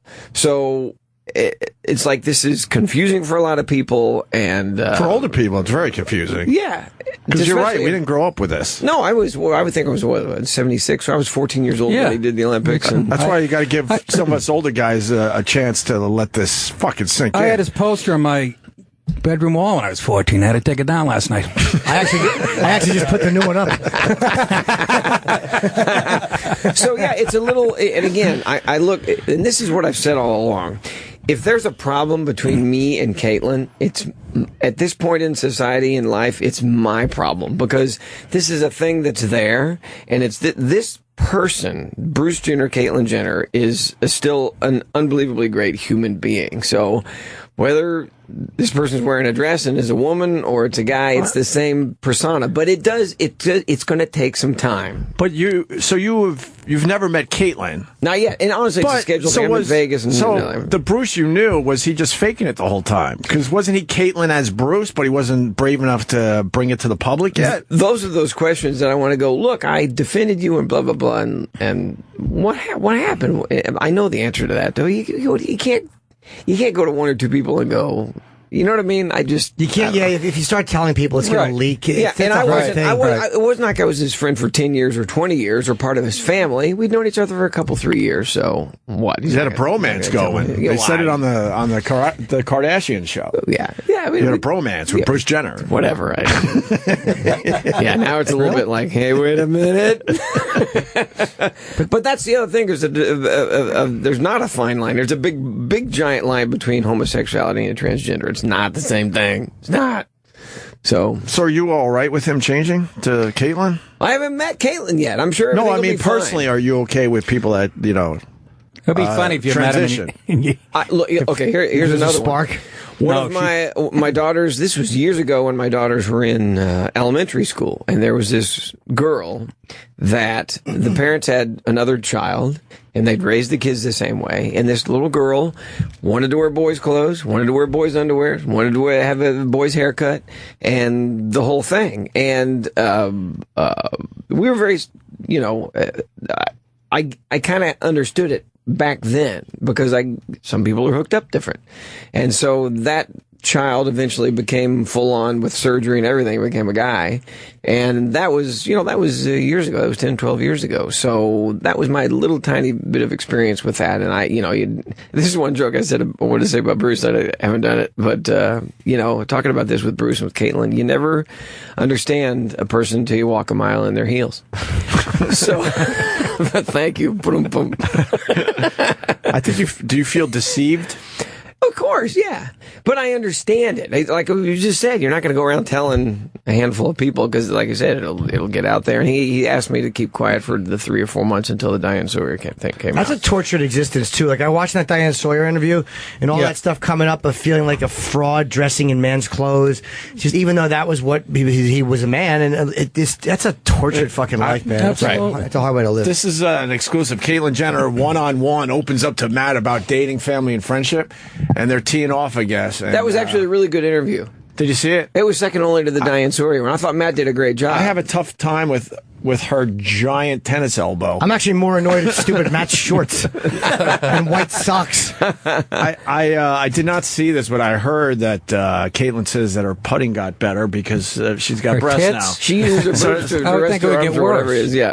No, but supposedly her putting got better since she got the tits. That doesn't make sense. I don't know, man. No, I think it's a geometry kind of thing. Oh, you kind of lean against them? Yeah, or something like that. Yeah, the breasts are stopping you. him. It does make sense, actually. Yeah. I think John Daly would be a great putter with this. I think even in this interview, Caitlyn said things that but look at that people say. But even she said, "I'm the same person. Sorry. It's the same laugh. It's the same walk. It's the same talk. It's the same. It's the same person. The only difference is well, then I'd say to him, "Why'd you fucking do it then? You're the same person." That's it. But that's about the clothes. Yeah, but that's a question I wanted to ask you. You have not met Caitlyn, right? But have you talked? What if she's an asshole? Have you talked to Caitlyn on the phone? Of course. So does Caitlyn seem sounds the like same. exact or happier as Caitlyn, or does it just seem like there's no difference? No, you feel like there's a weight gone there. There's a reservation that's no longer there. And the voice sounds different. And the voice doesn't sound the voice is the same. That's what's so weird about this whole that's the thing. I'm sorry. that's what I meant to say. Well, a lot of times exactly the same. Are they going to change that, Jimmy? This is my area of expertise. Yes. A lot of times the voice will sound a little bit deceiving, and then there's some voices you could never tell. Can't tell. So probably not. But when you're 65, it's got to be hard to. I don't know how much they can do to make your voice different, or if you want it different. I try to understand it. Imagine that, tomorrow you're going to walk around in a tight skirt on a golf course with Matt Lauer. But again, what a journey, and what a, like you said, a tortured existence. And Yeah, it's a To hard have way to put on guys' clothes when you don't. When you feel like that's not you, I don't know what it really is. Like, I don't know what deep down it is or what makes you that way, but what a fucking hard way to live, man. Just listening to Bruce Jenner talk to Diane Sawyer, I was like, fuck, man. But what's interesting is when we would have talks about, ex-wives and marriage and really, because he'd been through all that and stuff that I was going through with my ex-wife and with my kids and the stuff that they were going through to deal with it and navigate it. And he'd been through all that. And so it was really serious conversations about being a parent and being a dad and how you help your kids through that. And so nothing's different. Right. So, I'll walk in the room and the guy that runs the hobby store where he gets that's where I met him, at the hobby store where all the helicopter stuff comes from, and his name's Sergio, and Sergio goes, yeah, it's the same person. He walks in the door, and you're like, hey, buddy, it's the same stuff. So that's not going to suddenly change overnight. So it's got to be about the clothes. We got a clip from the Matt Lauer interview. Dead in the center of the cup. You're not taking it easy on him. The question has been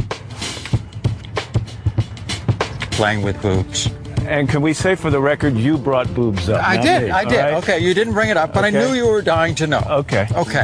As far as the full swing, I really haven't noticed any difference, okay?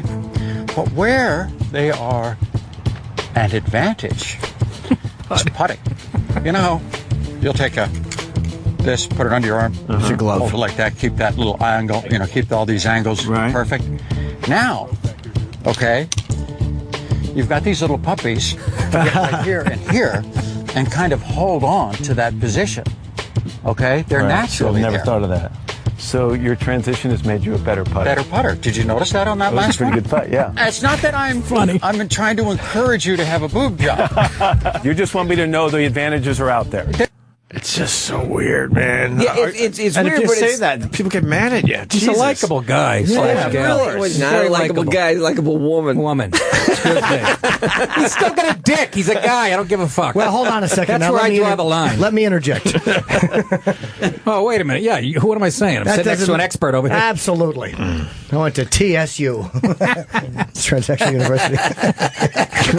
I'm telling you, if you had her in here right now, it'd be the life of the party. It'd be one of the greatest interviews. It would be one of the greatest interviews you'd ever had. I'm telling you. He always has been compelling. Yeah, I mean, and like you said, smart full guy. of personality. I know. It's harder to say she just because we knew. It's like when you for your whole life Bruce Jenner is Bruce. It's kind of hard to make a switch on someone you've known for that many years in one way. If I meet someone for the first time and they like that, it's like it's easy. But if you know someone as a he, it's kind of difficult to say. Well, see, that was my thing with the transgender folks. When there's someone who is transgender, you don't know it ever. You don't know. Sometimes you go, oh, well, that's kind of obvious. But other times we you always don't. know. The difference with Bruce, you always know. The difference with Bruce, when somebody like that walks in the room, you go, I don't know, maybe it was, maybe that. When Caitlin walks in the room, it's like, oh my gosh, look.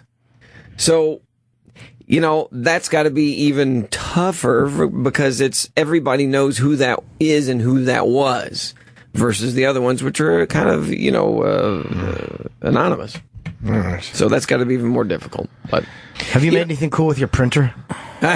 He's a 3D printer. What's the latest thing? Geez, I don't know. 3D printer. He's got a 3D printer. Yeah, you can make guns with them. He makes some of his puppets with the 3D. Oh, I made I got online and somebody had made the file for. Have you seen the iWatch? You got to put the magnetic charger on the back. It's a wire. Well, now it's just a stand where you go clunk. So, yeah, it's fascinating. You made the stand? Made a little stand, yeah. Does it work? Yeah, it works great. But how do you get the magnetic stuff in it? That said like a true scientist. Well, the wire lays in it. It's ridiculous. This is just a sad Wait, do you have to put the wire in, or do they? Course. Oh, okay. No, it's just plastic. Jeff, don't you build helicopters and stuff? Yeah. You do, right? Yeah. What's your IQ, about 230? No, it's not very good. Seriously, no, it's not. I've read how bright. No, I think what it is, it's... what kind of helicopters you build? Helicopters? You want helicopters? I'll say helicopters. Rotorway.com. ROTORWAY.com. And you'll see it up there. But yeah, they're kid helicopters. They've been in business for decades. And they build they built these kits, and you spend however much money, and the kit's 95% there. The only thing you have to supply is a lot of time and paint. Well, look at this. Wait, you built Wait, one of that's a those? real helicopter? I thought it was like a child's toy. That's why I was asking. No, that's a two-seater. It'll cruise at like 95 miles per hour. This guy's building them for fun. That's his hobby. I thought that was something. I got a coloring book. How do you know you did it right? You're still alive. Yeah, obviously. Exactly. I mean, No, they I'm not have a watching full-on- John Denver perform. No, it's step by step by step by step. It's an amazing. I'm amazed that they're still in business with the economy the way it is. But I think foreign sales have kept them afloat. So do you fly to your gigs in these? No. It's like I don't know if you know about anything about fixed wing. It's like a Pitts. It's a fixed one. It's just for no.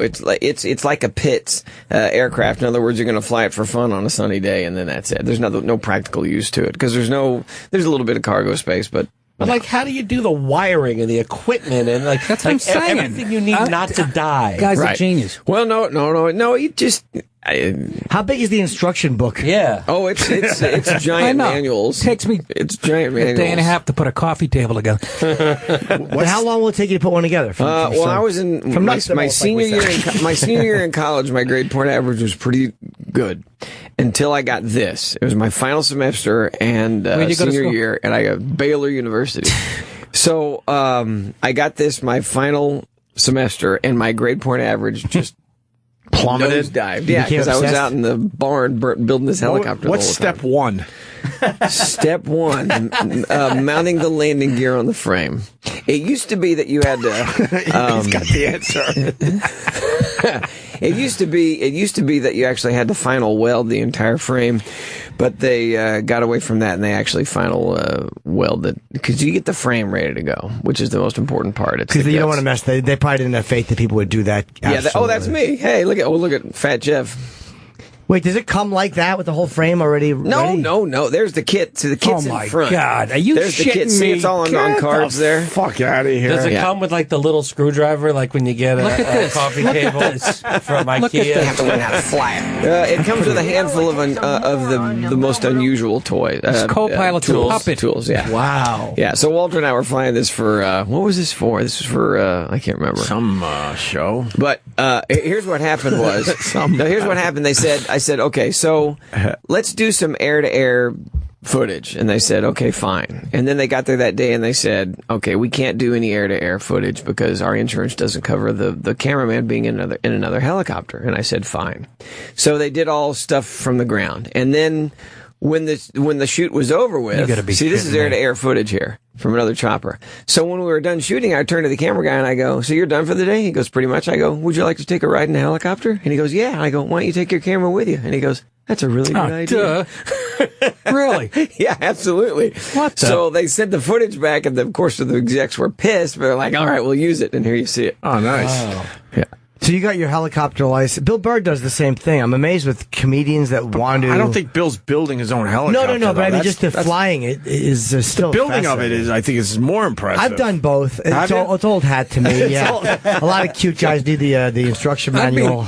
Jeff, they're saying you got to go. We're just getting started with you. Oh, I get to go be on the Today Show and all right. Try and be funny in 2.5 minutes. When's your special airing? It's on NBC. The special is on NBC. It airs Thursday night. It's opposite Thursday Night Football, but I think it's just a regional game. It's the Broncos and the Chiefs. The Chiefs. Don't advertise what's on the other network. Okay, so all right. So on NBC, yes, on Thursday night at 8 p.m. 8 Pacific and wherever we are. That's a good time to have a comedy special on NBC. I know. Yeah, so it's and we taped it in Hollywood at the Dolby, which is where they do the Oscars. I was terrified. I go, I'm not going to go to Hollywood where they do the Oscars. Have you ever seen a good joke told and get a big laugh during the Oscars? Never. Well, they're always so good together that when they do I remember the time you and I went away, and they're both reading the thing off the prompter. That always makes me chuckle. Yeah. So I didn't want to do that. I don't know, how am I going to do a show in Hollywood? I don't know if the audiences are any good. I'm always scared of the giant metropolitan cities, but oh my gosh, it was what a good problem to have there, Jeff Dunham. Yeah, well, I know. But he's right about the Hollywood show. I hate them, and I hate industry comps. Like, I would much rather shoot anywhere but So, LA. So it wasn't your choice to film this thing? Oh, no. After it was long discussions with many smart people, and everybody except me said, trust us, this is going to be great. Especially my promoter, who tracks the ticket sales, obviously, and he goes, the other shows you've done in LA, like at the Honda and all these other places, you did really well. I'm like, I know, I'm just scared of this place. Because I'd always done horribly at the Improv in Melrose. I was always horrible. With the audience. Yes, guy on stage with a doll. Are you kidding me? At the Melrose Improv? No. But that was when I moved to LA in the early years, and I would just die 1,000 deaths on stage, and it was just awful, awful, awful. But then that was years ago before there was any kind of fan base. So, but it went great. And then the crazy part was one night we shot the NBC special. 2 nights later, same place, we shot the Comedy Central special. Different material? Same material. One's family friendly. Okay. One is not. But so the NBC one's this Thursday. Comedy Central comes out on November the 1st. But what was really to me creative was that the handful of curse words that happened on the NBC show. I went back later and looped it. So just and the lip flap on the dummies doesn't you can match anything. So but then that's hilarious. So then on the DVD we're going we got to do the bleep version. We always do the bleep family-friendly version. And I went, wait a minute. On the NBC, when we replaced a couple of words, why don't we do the same thing on the DVD on the entire show and not only replace words, but make it really family-friendly where the material, if it's jokes that are not so family-friendly, replace the entire joke. I just have to match the lips. So Jesus, it was ridiculous. And I think it's going to be a drinking game. If you got to watch the family friendly version and figure out where we replace stuff. So one of the jokes is like, Walter says, Walter, oh my gosh, hold on a second. My wife, I can't remember it, but the punchline is something like she wanders around the house and hunts my ass down. Right? That was the punchline. She wandered around the house at night and hunts my ass down. So on the DVD, it's she wandered around the house and hunts Bigfoot. It makes no sense whatsoever, but kids are going to fall off the couch laughing. It's like Scarface. When you get that scar on your face eating pineapple. The inspiration was Snakes on a Plane. The inspiration takes on a plane where he goes, I'm tired of these monkey-loving snakes on this Monday through Friday plane. Right. All right. That was the big one. You really have to go. They're yelling. They're yelling. So is that this Thursday it's on? Yes, it's called Jeff Dunham Unhinged in Hollywood. Premieres this Thursday at 8 p.m. on NBC. Very nice. Thanks guys. Always Thanks, a pleasure. Seeing you. Should we take a break? Yeah, quick break. Nick DiPaolo, actually. A little controversy. Yay! A little controversy because someone from Live Nation was supposed to Periscope our pal Nick DiPaolo in studio today, and they left. Because it was a scheduling issue, so Opie's going to Periscope. We did something. Oh, well, it would help if your microphone was on. Yes, We Nick. did something in the control booth earlier, but I thought she was going to come in. But if she's got more important shit to do, fine. Well, I'm Periscope, and I don't know if I have as many followers as the Live Nation people. You probably have more. Usually those promoters don't have a lot. No. Little hearts will pop up. I think she had to do something with Mickey Dolenz. If you follow me on the Twitter, there's a link to the Periscope right now, Opie Radio on Twitter. But Nick DiPaolo is promoting a big gig, the Gramercy Theater in New York City, October 17th. Right, Nick? Yeah, baby. All right. It's going to be, I don't know, the Village Voice is involved in... why my are favorite they involved? paper. I don't know. What the hell's going on? I don't know how the marketing works. That's why I'm here again for nothing. Well, hopefully we're selling. I don't pay Periscope. I'm like, yeah, sure. Hopefully we're selling tickets for you, right? I'm going to give away 2 pair. I was told. Why don't we just give them away? Random callers. Huh? I think you're kidding. You are kidding. I thought you were serious. No, About we what? are. Are you? 2 pair of tickets. Why? That's all they give you? I guess. Maybe there's only a few left. Ever think of that? No. I got Wayne Newton open.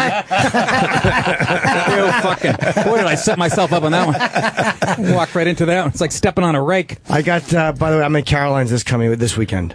Nice. This weekend. Starting Thursday, right? And Jacksonville is on sale now for November 19th through 21 if you want to come see me. And if you don't, ignore that announcement. I'm doing Laugh Boston, too, this weekend. Can I mention that while I'm plugging the Gramercy thing without getting in trouble?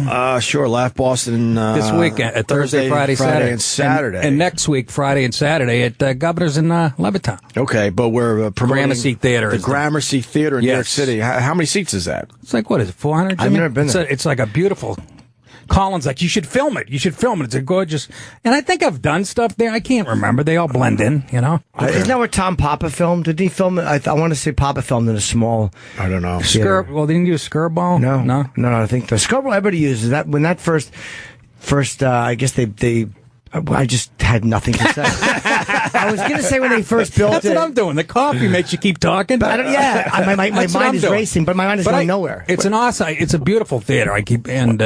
So it's going to be a great show. People are saying I got a landscape. Can you landscape finally on the Samsungs? How do you do that? You No, the there's tap or technology. something? Ew, is that what your Periscope looks God, like? no! That's horrible. Your Periscope is terrible.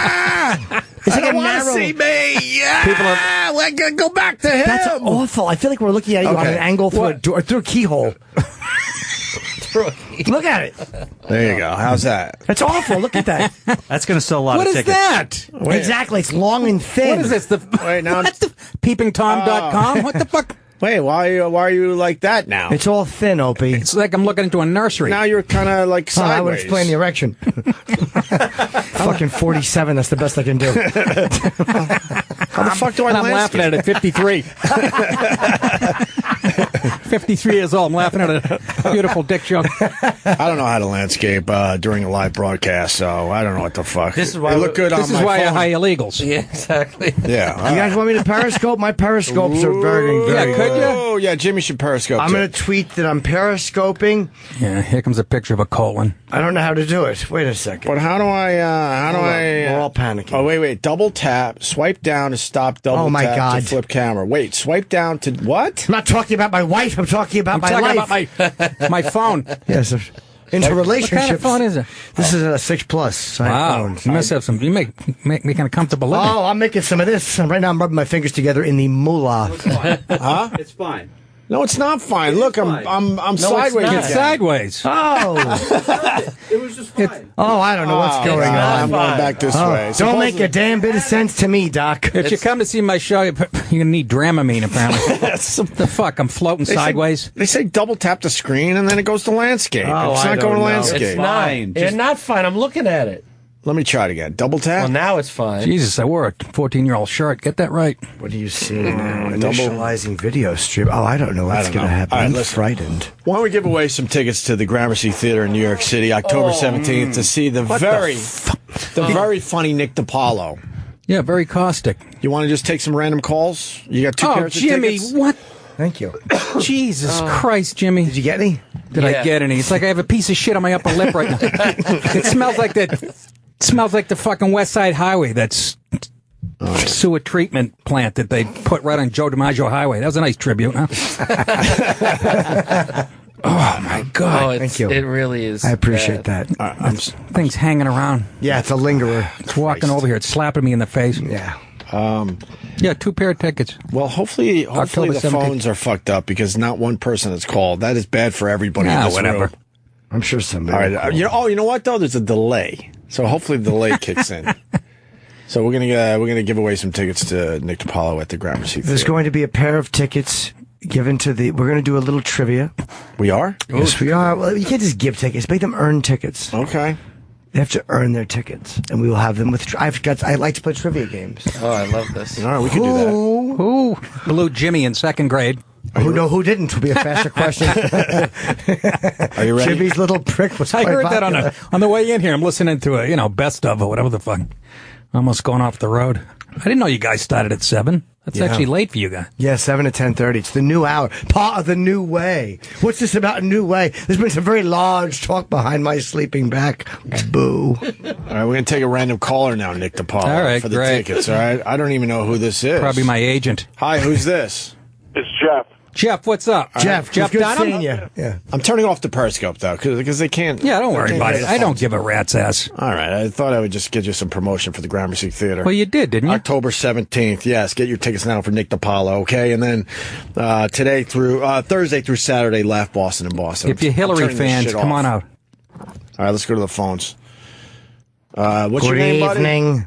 Now I can't turn off the fucking Periscope. Great. Oh no. Now it's just me tapping. Hard Okay. reset. All right, there we go. All right, what's your name, sir? I'm sorry. Jim. Jeff. Jeff. Okay, Jeff. You want to go see Nick DiPaolo at the Gramercy Theater? I would love to. Great. That's a good sign. Okay. Jimmy's got a trivia question for you. Yes. Okay. You're going either way. But go What ahead. was Alex? You're going either way, Jeff. I don't give a fuck if you get this wrong. What was Alexander Hamilton's favorite hobby while in Kennebunkport? Good question. No idea. Fucking Barbara Bush. That's a good guess, but it's a trick question because Alexander Hamilton never vacationed in Canada. You lose. What the fuck? He loses for real? He gets 2 tickets. Give him the tickets. All right, Jeff, hold on. Jeff, you got a girlfriend? I got a wife. You got a wife? Is she under 150 and under 30? What's that? Nothing. All right, Bring the wife. Bring the wife. You'll have a good time. All right. A lot of laughs. Thank you. All right. You got to get his address. Don't hang up, Jeff. I'm putting him on hold. We'll Hang get in his there, address. Jeff. All right, we'll take. Let me see. Get his name, That address. was a good trivia question. That was beautiful. I have some more. All right, hi. Who's this?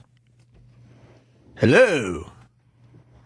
Are you there, sir? Hello. Phones are a little fucking weird. Hi. I like to say naturally, I'm trying to wonky. give away tickets. It's my life story. Let's Fucking try. phones go belly up. Let's try this one. Fuck this business. Hello. I'm so angry. Hello. I need to win. The coffee. Hi. Who's this? It's Ted. All right, Hi, Ted. All right, you want to go see Nick DiPaolo at the Gramercy Theater in New York City, October 17th? Who wouldn't want to? That's right, All right, Teddy. yeah, I got to make That's sure you're right, local Teddy. and stuff. Why the aggression? People come from hours away sometimes. Hope. True. Teddy, here's your trivia question. Oh, I love trivia. I'm very good. I like Ted's attitude already. I love trivia. What did Harry Houdini do for a living before he was a magician? Ooh, good question. That is a good question. I believe he fucked his own mouth. I would say that Fucked his own mouth. that's an excellent guess. He did that for a living. Yeah, that was a very, very tough way to make a living back then. Is that a commission or a straight set? It was before the internet, though. That might have been a big fucked hit his back own in the mouth. day. Yeah, he did. He fucked his own mouth. What's the answer, Jimmy? That he got it. You win, Teddy. You win, Ted. 2 Congratulations. tickets. I'm going to go to his Wikipedia page to make sure this is true. Yep. Oh no, it's true. I was there live. Yeah, he looked like a teardrop because he would curl his head onto his cock and his legs would flail off. So it was all Teddy teardrop. He's from Appleton, Wisconsin, by the way. You did see it as well. Nice. 74. He died in 1899. Oh no. No. 1926. Somebody punched him in the stomach. That's how he died, remember? I think that's bullshit. Oh, true story. They have I don't know if There's it's footage true, on the though. internet. What, of his death? Yeah, the guy punching him in the stomach. And then how? What? Somebody took it with their iPhone, Hope. Well, that was the first They didn't have iPhones back cock out of his mouth. The time travelers did. They went back in time with their Can you get iPhones. Teddy's information? Okay. Goodbye, Ted. I'll buy. I'm guaranteed Hold 4 on the line people. for your I'm ticket. guaranteed 4 people being at the show. I still have more material. No, that was perfect. Thank you, Ted, you Ted. hit a home run. You just Yeah. gotta wave at the crowd and walk off. Yeah, Exactly, Teddy. Walk off home run. You Yeah. got the tickets to see Nick DiPaolo at the Gramercy Theater, You October Carlton Fiskett. 17th. Houdini was married to a wife named Bess. Who wasn't back in 18, whatever? Here's some trivia. It was like Mary. How did Bess die? Don't look at it. It's not right there. Don't. I know how she died. How did do you? Yeah. Houdini used to test her when he'd do the tricks. He'd use her, the wife as a guinea pig, would tie her up and dunk her in water and shit. Mm-hmm. Well, one time it didn't work. She didn't get out. Am I right? No. Oh. All right, Bess- he punched her in the head. Bess was trampled to death by a horse. Oh. Wow, his wife wasn't a looker. Well, wow. Well, he ain't That's why exactly he fucking. He ain't exactly fucking Ben Affleck. I mean, Yeah. look at that guy. That's why he was really disappeared. Bess is rough to look at. Got a lot of Kim Davis in her. It's not that bad right there. Not bad. Not bad. Nah, it's okay Holy right there. shit! Nice shampoo would do. Jesus, she's like she's got earmuffs on. Yeah, that's not bad if you're going to fight the rebellion with Luke Skywalker. Yeah, fucking. What do they say about the stomach punches, Eric? It says it's true. It is true. All right. I've heard that might have been some bullshit. I'll look on Snopes, but it looks like it's true. Yeah, how he got punched in the belly. And why did he die from a punch in the belly? It He ruptured his wasn't. appendix. He wasn't ready. It was like a guy from the audience or somebody backstage. No, backstage. Yeah. Just joshing around? I know No, he he is. pissed off a guy at the Crafts food table. He believed that. All right. He believed that You guys Houdini been could take the fucking could take the punches. He wasn't ready though when the guy punched him. He just guy like sucking him in the gut. He already had a broken ankle, I believe, at the time. So, Floyd Mayweather. Did anyone watch this fight? No. Why would you do that? Why would somebody order that fight? Can I, I ask watched you? half of it. Did you watch it? You have that kind of money, Stengel? No, I didn't spend any money on it. How much was it? What'd you do? Steal it? Yeah, well, how'd you watch it? You know, Periscope. it's 2015. You don't have to pay for pay-per-view anymore. Oh, What? I don't So know how'd you about see that. it? What kind of You Jew go on connections He went to Twitter. the fight. You go on Twitter and you type in Mayweather live stream, and then somebody's got some like European broadcast of it. Not even a Periscope. Yeah, It's but better no. than a Periscope. Can you? You just there's like tons of pop-up ads that you just have to get rid of. and Oh then yeah, you can that's watch not the fight. annoying. Yeah, but I watched the fight. It was awful. I had no desire to see Floyd. Floyd Mayweather, to me, he's a great, talented fighter, but he's such a bore to watch. His fights are fucking boring. Remember, you and I saw Pacquiao. Can't stand it. We were in Rochester. Jimmy had gigs up there, and we were standing there waiting for something to fucking happen. No, he's great. He's fast. He's defensive. But they say this was a very hand-picked opponent. He's not Berto, gonna, Andre just- Berto. I'm going to make a prediction. He says he's retired Oh, now. he's got to go for 50. Well, he's gonna. His ego, a guy ego like that. Well, what's the record again? 49. So he's tied the record now, Tied right? Marciano. Yeah, So you gotta go 50. I Even know. if it's He's a- playing it. That's a marketing ploy. There's no way with this guy's ego, he's not going to. Even if it's a schlub, you got to go 50-0 now. That's what I say. Get in there with you know who, Stephen Hawking. I say he gets a... Stephen Hawking. Just roll him out. That I would pay for. Yeah, I'd pay. Yeah. Who wouldn't pay for that? One punch. Not in the face. Not in the Right, face. get him right in the voice box for a shot. Eh. Dump him off. So why was it a boring fight? Because it's a lot of hugging. Did it go the distance? Yep. Yeah, it was a decision. unanimous decision. Oh, It was like God. watching soft porn. There was so much hugging. We had the live reads for that fight. I was like, who's going to watch this? No one It cares was about terrible. Mayweather. Not me. I mean, boxing is really fucking taken in the ass. Because they're good and they deserve it. They make you wait for all fights. Fuck them, man. I can't stand I boxing. agree. The way they market it. The way they is, market it, I they- agree. It's very selfish. Ugh. I'd rather watch, Aldo a couple fucking of chicks rolling around. UFC. Aldo is fucking fighting tapped McGregor already. in December. What time Looks is it? like December 12th. I got to do a podcast today. My favorite thing you said, I'd rather watch. Did you notice Big it? XL. Well, I saw everybody looking at me. All of a sudden, I'm fucking auditioning here. I'm a fan. I was like, oh, this could be funny. And I was enjoying the silence. I do that on stage now. I'll go to wing it, and I'll go, somebody think of something. I'm fucking exhausted. It's been 28 years, you cocksuckers. And that's why we're giving away tickets. But Miss America contestant asked if Tom Brady cheated. That's going to be just nonsense, right? I don't know. I always interested in their questions. And Yeah. thank God they finally gave Vanessa Williams an apology. yeah. When? That was a long coming. last night. What was the apology? It was for taking her crown because she posed nude. No, remember the picture was her with another broad. Remember? Yeah. Why is that nude punishable? I remember, and That should give an extra crown. Reward. Am I Yeah, right, exactly. Jimmy? A crown on each nipple, for Pete's sake. and she was pushing the mound up. Nice. Let's go to that picture. She was pushing what up? Her mound. Her vagina. Fat chick? No, yeah. Oh. Let's go back to the original picture that got her in trouble. What year was that? 30 years Believe it or ago. not, 2007. 2007. Okay, let's go back to 2007. Yes, it was 1951. She was sipping at the wrong fountain. I think we're talking in the 80s, right? Yeah, it was the 80s. Oh yeah, look, the broad was sniffing her ass. That's fucking Remember all hot. this? Yeah, there's the one I remember. On a chair, getting her hiney sniffed. It looks like the girl's blowing up a Vanessa Williams dog.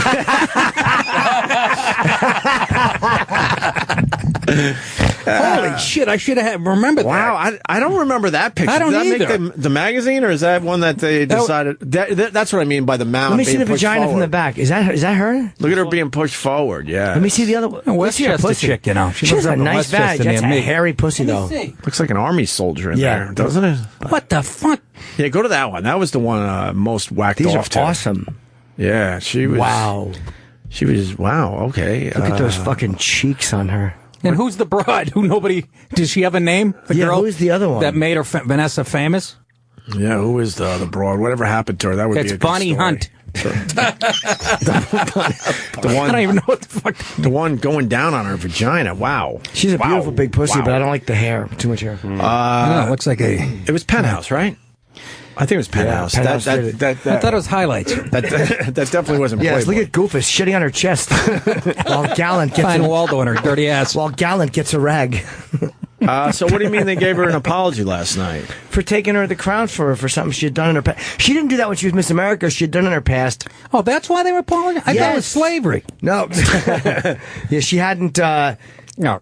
She hadn't done anything. You know, she won the crown. They took it because that was really stupid. Yeah, because those pictures came out. Yeah, Penthouse It decided. was a different time. She then. was modeling. Now she get a reality show. She was, quote, nude modeling. That's, I don't know if you call it, that's not nude modeling. That's like. No, that's, is that nude I modeling? remember back in the day, she tried to say, look, I did some nude modeling, you know, before I won the crown. I'm like, that's nude modeling? Yeah, it's not like people were, you know, working clay, making a statue out of her. That's in the front of a classroom. That's like a bunch of grads at NYU. Oh, yeah. The other broad was painting her. Yeah, exactly. With a broad brush. With a nice tongue. So they tongue apologized to her. Can we get on with it now? Yeah. Well, Then maybe now we can get along as two races. Let's hear the contestant last night talking about Tom Brady and whether he cheated or not. Georgia, Betty Kansas. They asked her that? Yeah, so stupid. Unbelievable. Let's go after the Patriot. Pick a judge. Miss Georgia. Brett Eldridge. Brett, you're up. All right, Betty. Must be a Colts fan. New England Patriots quarterback Tom Brady was suspended for his part in the so-called Deflategate scandal, then instated by the courts. Legalities aside, did Tom Brady cheat? Did he cheat? That's a really good question. I'm not sure. I think I'd have to be there to see the ball and feel it, make sure it was deflated or not deflated. But if there was question there, then yes, I think he cheated. If there was any question to be had, I think that he definitely cheated. And Oh, she's retarded, the poor thing. Suspended for that. That's not fair. But if there's any question there, how can you say that? Exactly. She makes a definitive statement. The worst answer you could have given. Ever. The poor thing. If there's even an accusation there, you must be suspended. Wait. That's not how it works. Do you understand she's never had to think because of how beautiful she is? Never in her life, and her brain hasn't formed yet. I just love they do this. Jimmy, all right? Jimmy. Not on your good chinos. Not on the pleated ones. Oh, Jimmy. A fucking few drops of coffee came out. Nobody got hurt. I love that they do this on purpose, though. Yeah. They want you to look at these really hot broads looking stupid. Well, then ask. It would have been even better. Ask her, something about the whatever. Trump or something? No, a physics question. Really just You know what I mean? Yeah. But they know they don't have to go there. They know they can go with the simplest That's question. true. Like Tom Brady cheating. And they're going to just fall apart. She'd have to see the ball and squeeze it. She said that about Lance Armstrong, too. Yes. And then, did they apologize to Vanessa Williams? On air. Yeah, the president On air. called in. Can I see this? This is weird. Why? Yeah, I want to see this. Why? Because you know why. The ratings It's called must suck. political correctness and fucking you know what. I think it's more the ratings. It was just something to do. Yeah, just to get people in. No, they could have done a million things with her. Have her do a cartwheel in a one piece. Gives a fuck. She's And the CEO of the Miss America organization, Mr. Sam Haskell. Oh, Sam, how are you? Sammy! I have been a close friend to this beautiful and talented lady for 32 years. Whoa. You have lived your life in grace and dignity. Thank you. Except when you were getting your ass eaten. Yes. Except when that white girl had her nose in your shitter. Yeah, she's a regular Rosa Parks. Of 1984 when you resigned. Fucking stunning though. Though none of us currently in the Is this guy organization gay were at all? involved in, on behalf of today's organization, I want to You're a whore. Get off the stage. What were you thinking? How that could day? you disgrace to you.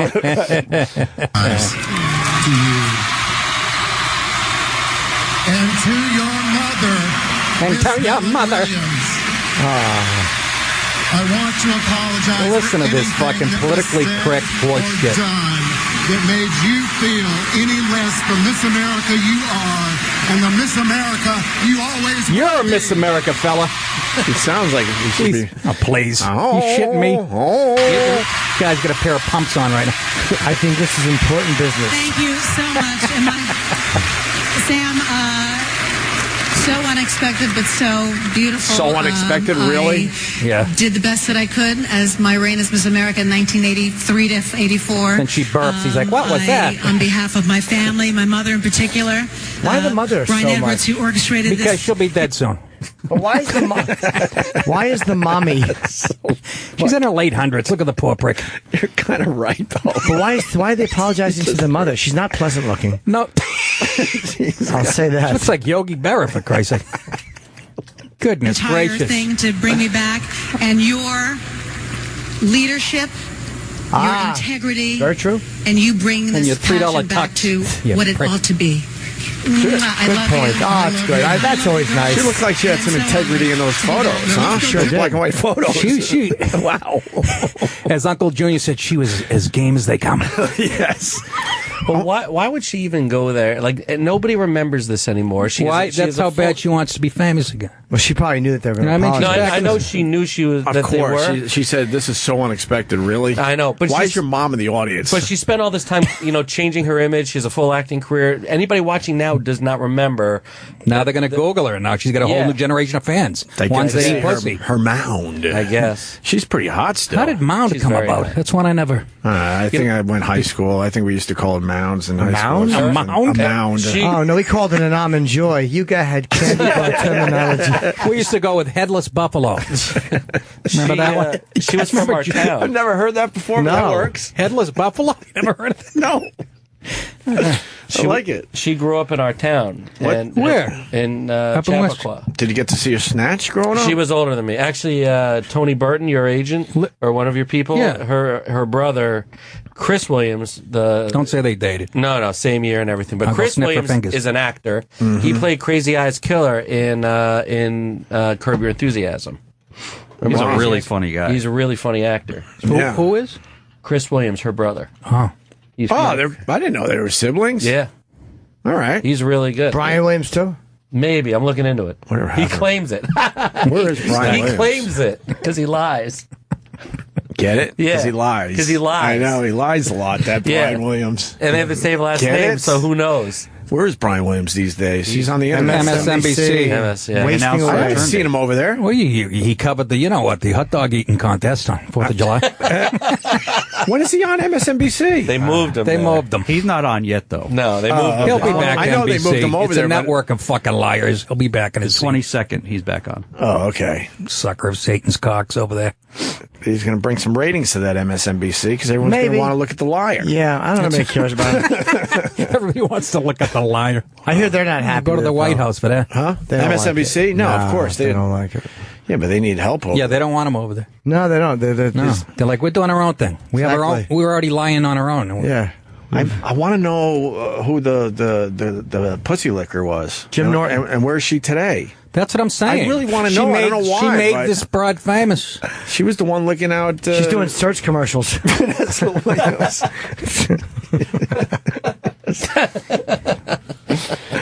Yeah, who was that? And she was licking the puss when there was a, Yeah, she was ahead of her time. No, she was ahead of thank the you. curve, so to speak. Yeah, it's like a patch of blue almost. 82 pussy licking was. Interracial pussy You were licking. a pioneer, man. I guess. You were No, a pioneer. Mountain. I mean, I was 82. doing it in 4th, 5th grade, but Yeah, you and me both, Nico. No, you didn't start. You didn't start early, did you? oh Christ, I did. My teacher loved me. What'd I say? I want to hear the story. No, I'm kidding. I was hoping there was a real story there. That's why we Did stopped. you hook up with a teacher? No. Oh, Christ, no.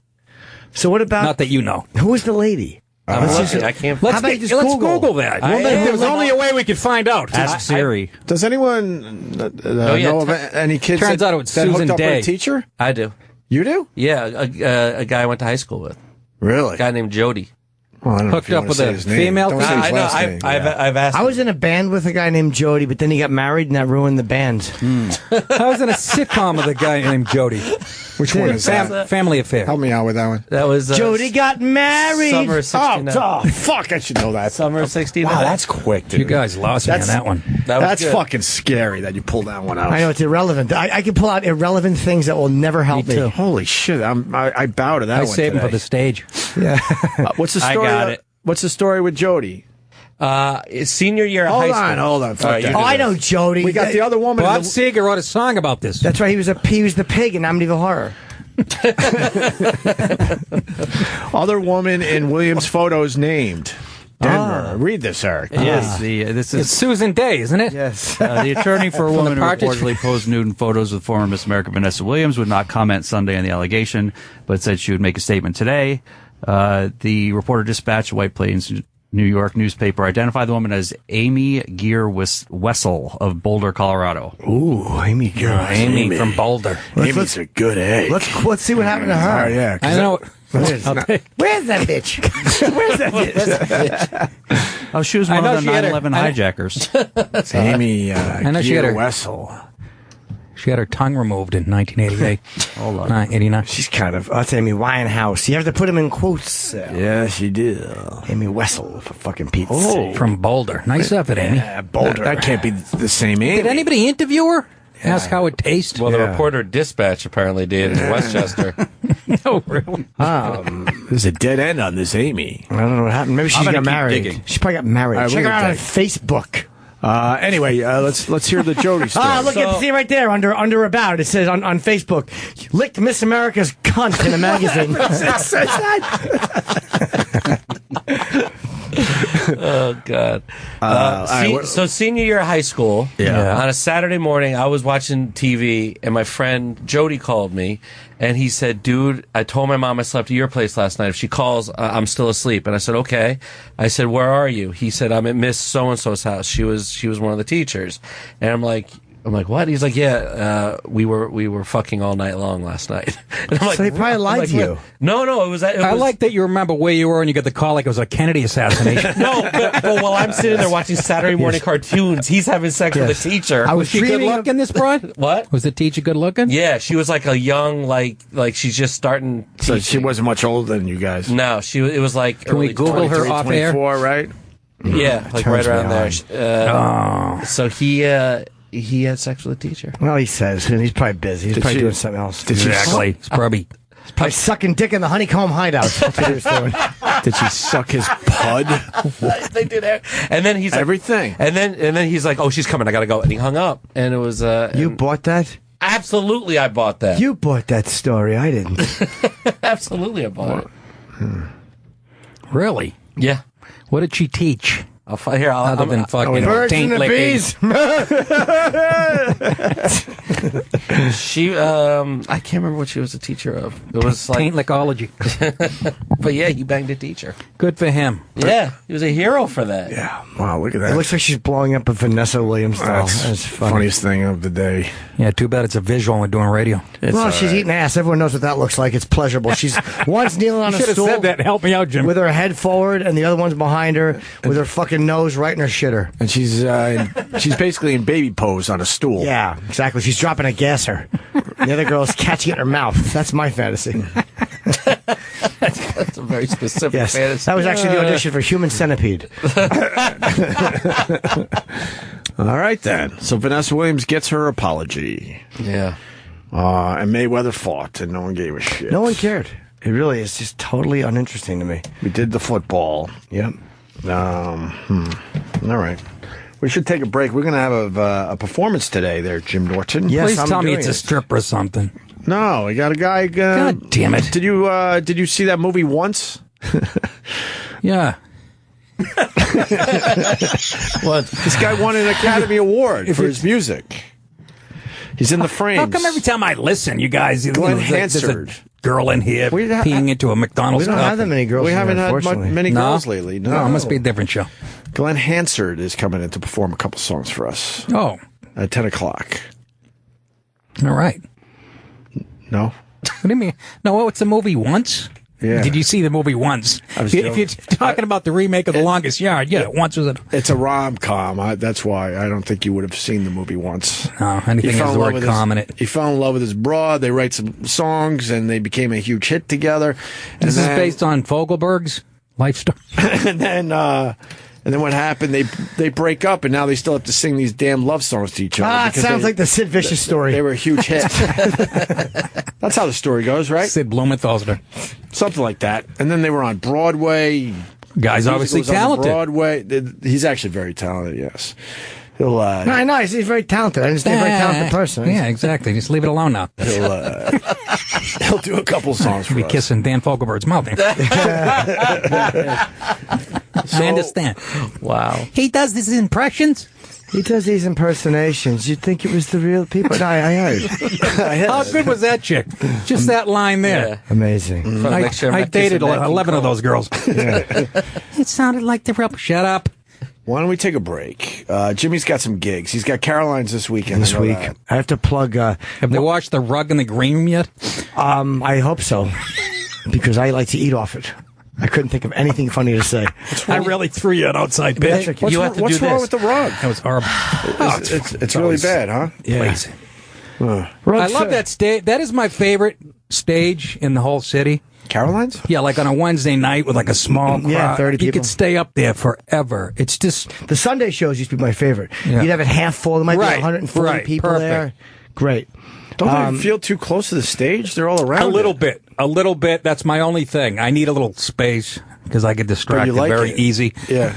But yeah, there's just something very, I don't know. I was able to come up with a lot of new shit off the top of my head, like on Wednesday nights. They're just fucking around. It's just very, but they are a little too close.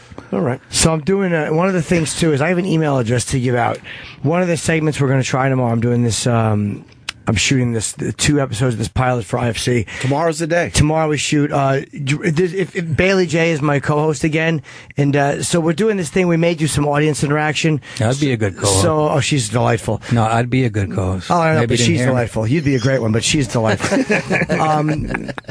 Jim and Bailey J, if you have anything that you like, we're going to do a thing with Jim and Bailey Advice. So if you want to try that, just email to Jim and Bailey J any questions you have. If you're going to the thing. Even if you're not, and we may do it and it may air. Great. So if it's anything that's interesting. Yeah. And if we don't get anything, we'll just do it from the live audience. All right. It's an email at gmail.com. At gmail.com. Yeah. And Nick, Jesus, Nick, let's promote. The big gig is the Gramercy Theater, October 17th here in New York. Nick is fucking hilarious. I hope you get your tickets for that. And then Laugh Boston this weekend. That's for the Boston people, Thursday, Friday, Saturday, and the New Hampshire people, and some of the Vermont people. Absolutely, a little bit of Connecticut too. A little bit of Connecticut. Absolutely. Comes up. Puerto Rican family from Hartford come up in a minivan. Thursday through Saturday in Boston at Laugh Boston. And Governor's next weekend, Friday and Saturday. You're fucking busy. Oh, yeah. Well, I should be. I laid around all month. I cleared 11.5 this year. Anything? I'm laughing. No, I'm talking I don't like you myself. inflating numbers. You fucking prick, you. I see that. Nick DiPaolo in studio. We got Nick playing the Gramercy Theater in New York City, October 17th. And then in Boston this weekend, Thursday through Saturday. Laugh Boston in Boston. And then for the Long Islanders out there, Governors, next weekend. Nice. Yeah. You go to nickdip.com, I believe, for the podcast and for all your touring. Well done, Hope. I tried, Nick. I tried. Well done. There were a few stories we wanted to get Taylor to. Swift, this is what I want to see. She's getting sued by some DJ who got fired for allegedly grabbing her buttocks during a photo op. And her security said something to his managers or station manager, and he's denying it. Like, I would love to know. Who's suing who, Jimmy? This DJ, he's a former Denver radio guy. His name is David Mueller. David Mueller. Yeah. They said that he, like, inappropriately touched her buttocks during a photo op. And, of course, he's denying it. Yeah. And she obviously complained, though. Or her security saw it, or something But happened. he's suing her?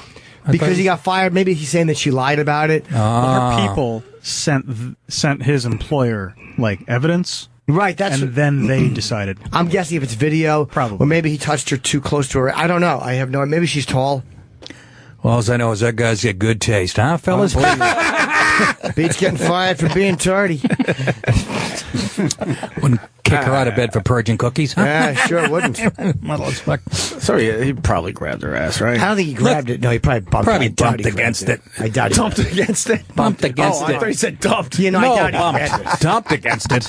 Yeah. That would definitely be a lawsuit. Yeah. One for Judge Judy. Who knows? Boy faces assault charges. You heard about this in middle school? This is something I that hear you- about 3 of these a day. Which one is This this is now? what you preach about there, Nick, and we're certainly with you on Oh, this. did he kiss the little girl or something? Boy faces assault charges for kiss made on a dare. Yeah, that's what feminism, fucking radical feminism, has brought you. I don't think assault charges are warranted. I think that's a little harsh. Fucking dumb kiss. Well, that's the world we live in. Thank you, feminist twats. Although he shouldn't be just kissing some fucking strange chick either. Oh, bullshit. Nah, he shouldn't. Ah, kiss my grits. I wouldn't. 3 years old. He's in high school. Where was the kiss? That's not middle school. Was it on the cheek, on the lips? Where was the What's he kiss? stay back? Kid's 22 in 5th grade. Yeah, keep your dumb lips off her. School officials took a report regarding a 13-year-old boy who kissed a 14-year-old girl during school hours. The unwanted kiss was allegedly the result of a dare made by students. This happened all the time when we were growing up. Do you see where we're... Yeah, now that's a fucking felony. Give me a fucking break. Police confirmed that the boy is now facing a second-degree assault charge. That's silly. That means he... Thank you. That probably means he put the tongue in the mouth, no? Probably. Today? What, are you kidding me? Today? No one was injured during the incident. Police Nobody was say. injured. Are we talking about a skydiving accident? What the fuck is going on in this fucking world? A little kid kissed a little girl. It's against the law. Happy, you feminist fucking twats. I agree with him on this, although I don't think he should be in trouble, like legally, but you can't go around putting your mouth on people. I love... See how she was dressed? You know, you can't go around putting your mouth on people. Even, again, the law getting involved is a bit silly. Yeah, well, that's the world we live in today. If you say you're a girl and you just, like, whatever, you don't like this kid and he's creepy, and he's always staring at you, and then he runs over and kisses you, you're like, get the fuck out of here. Well, maybe she was staring at him. Maybe she led him on. She wouldn't Maybe it press was just an charges innocent kiss between two kids. I just love that they had to add, no one was injured. No one was injured. Exactly. During the incident. Can you fucking imagine? What did he have? Giant teeth? Maybe he was a rough kisser. Who knows? Who Did needs she have a giant nose? Disciplinary actions related to suspension or expulsion will be handled by More the school anti-male system. sentiment in the world. That's all it is. Just give him you don't have to throw the kid out of school forever. It's silly. It's unbalanced. Like, there's no way just to go, hey, look, you can't do that shit. They have to get the legality, the law involved and expel them. It's like, you don't ruin someone's life for that. No, we do today, Jimmy. You could just He's suspend a young him. boy. Let's kill him, Ollie. Is there anything else in the story that we missed? Nope. Okay, that's pretty much it, huh? That's it. When we grew up, that shit happened all the time. There were Yeah, it's called growing up. Weird little Exactly. dares. It's called growing up. And then you would look like a fool. Yeah. You look I was going to say you would look retarded. Are you allowed to say that these days, Nick? Well, if there's a mirror in front I of you. say it all.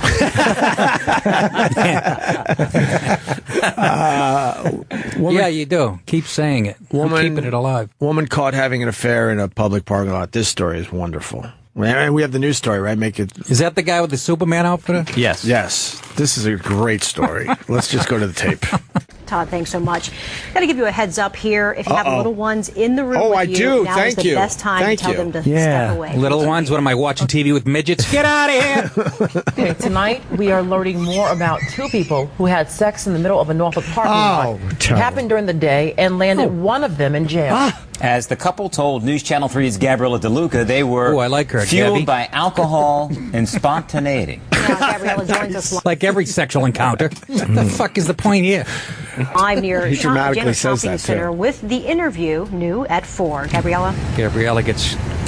Hi there, Beverly. Well, it all happened Truck in hits this parking lot. The woman was charged with being drunk in public. What was she saying? She said she was charged with being drunk in public. She didn't finish. The store Publix.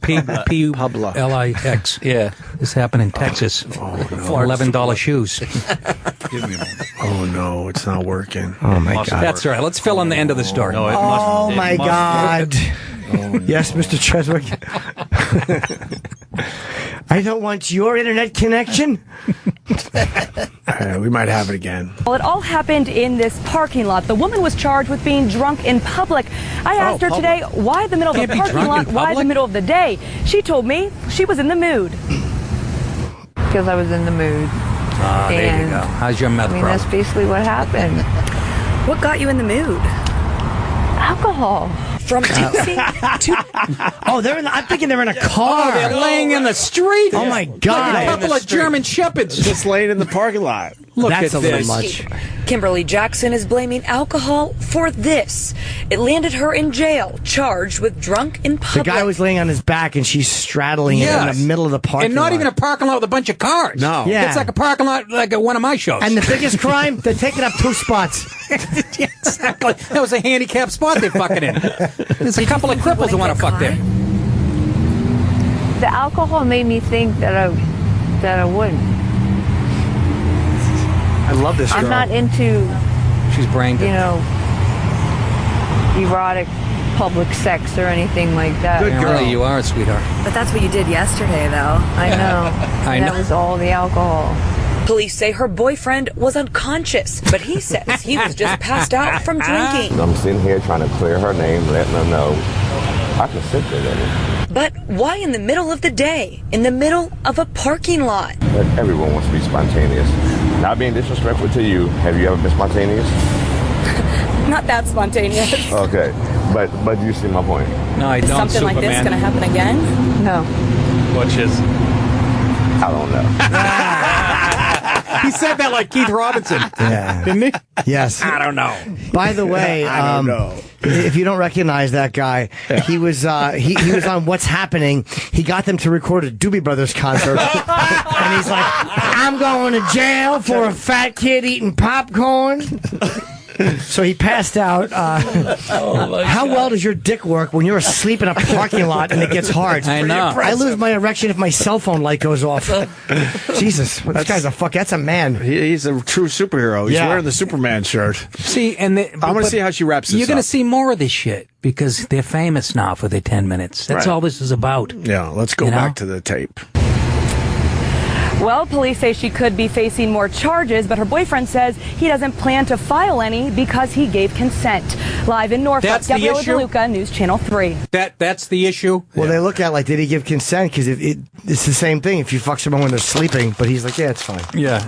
Again, the laws don't. He bailed her out. A guy, I mean, a woman blowing a guy who's passed out is not rape or any of that. And let's stop pretending that there's no difference between the genders. Thank you. But what would you do if you walked by and you just saw that happening in the parking lot? I'd jerk off to it. Exactly. Well, let's go to Ron in D.C. No, not those two. They were fugly. Let's go to Ron in D.C. Let's go, Ron. Yeah, I just want to. Hey, if he's passed out, there's no way he can give consent. That's I mean, right, it's got to be the same both ways. Maybe he did right before he passed out. I think he banged his head. I don't know, man. Seems like she raped him, but I know. not the worst thing that It happened is a to him. double standard, though. If the girl was passed down the parking lot. Well, that's what I'm saying. Yeah, but I it isn't mean- a double because the law is now apparently the law is a guy could sue, and I'm saying that's Nah, silly but because he's not going no to. woman can rape a guy. All Watch it right. out, boys. Thank you, Ron. And the news just made that just a terrible, boring story. Why can't you have fun with that? I know. It's all legal because we live in a litigious society, and is that rape? But They if you're take all gonna, the if fun you're gonna out have of a it. story like that, you might either not do it or do it properly and have How a would little you have fun done with it? it. How would you do it? I would be laughing over the whole fucking thing. I'd throw it to the weatherman. Go, hey, Gay Bob, what do you think of this? Didn't you get caught blowing somebody behind a dumpster at TJ Maxx? You fucking. There's your answer. But they're all stone-faced and taking it very seriously. Like, can you believe He's got what's a going Superman on? t-shirt. Right. He handled it well, though. I like that. He handled it very absolutely. well. I think he was the guy that shot JJ. Good to do see you remember Garrett that guy? Morris working again. I shot JJ. Did he look like the guy from Good Times, too? That guy worked JJ a lot in got the shot? 70s. Yes. Yes, that was And the- I used to love that show. I can't remember any of the And episodes. JJ said that One of those somebody special episodes. got shot. Do you have anything to say on that? That was his line, I believe. It was I a remember. two-part episode. It was right at the end. The father caught JJ running around with the bad crowd.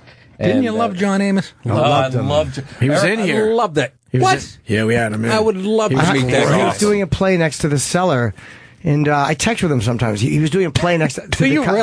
Yeah, he was doing a play Fucking next to the Jimmy. Comedy Cellar, and I went and saw it, and it was good. And he came to the cellar, he was hanging out. He was really a really nice. He looks exactly the same as he did 35 He was hanging out at the cellar? Yeah, he was outside. So why? It's a How while come every ago. time I go to the cellar, it's me and Modi and Greg Rogel? It's a couple of years ago. Just Sage Christ. Hey, Tom Cruise at the cellar last night. He brought in De Niro and fucking peaches and cream. You always miss it by a day, Nick. What? I want to see JJ get. Oh my Jay God, that's Leno! Oh my God, that's Leno. What? That's fucking hilarious. What the fuck is this? I bet he wrote for Jimmy Walker. Oh, he did. Yeah. Leno and Letterman both wrote for Jimmy Walker.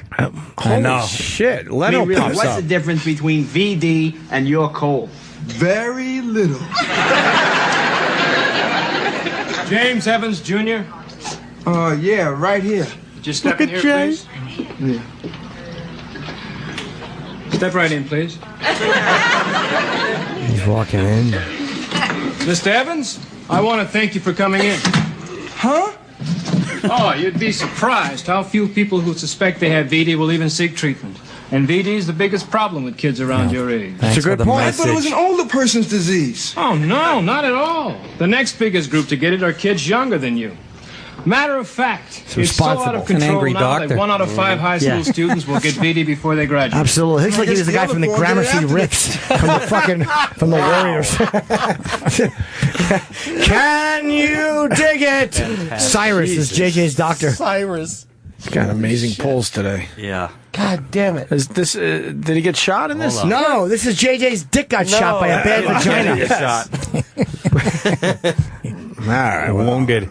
Where's the one where he gets shot? I don't remember that show getting preachy with PSA shot. messages. They all did. We didn't realize they were doing it back then. That's though. right. You Exactly. didn't know. I didn't have my degree in writing. Until the actor came out at the very end and said, today, remember the different strokes when Dudley gets molested in the tub and they had to make the announcement, all of your erections aside. This is a very serious issue, and this boy should have known better than to drink wine and get into a tub with Mr. Carlson from WKRP in Cincinnati. He could have eaten Lonnie Anderson's ass, but... I believe our musicians here. All right, we'll get them in a second. Yeah. Bring this kid in. Really fast. All right. The Whitney Houston hologram. Whitney Houston's touring next year as a hologram. As a hologram. Yes. No. Yeah. Can I do that?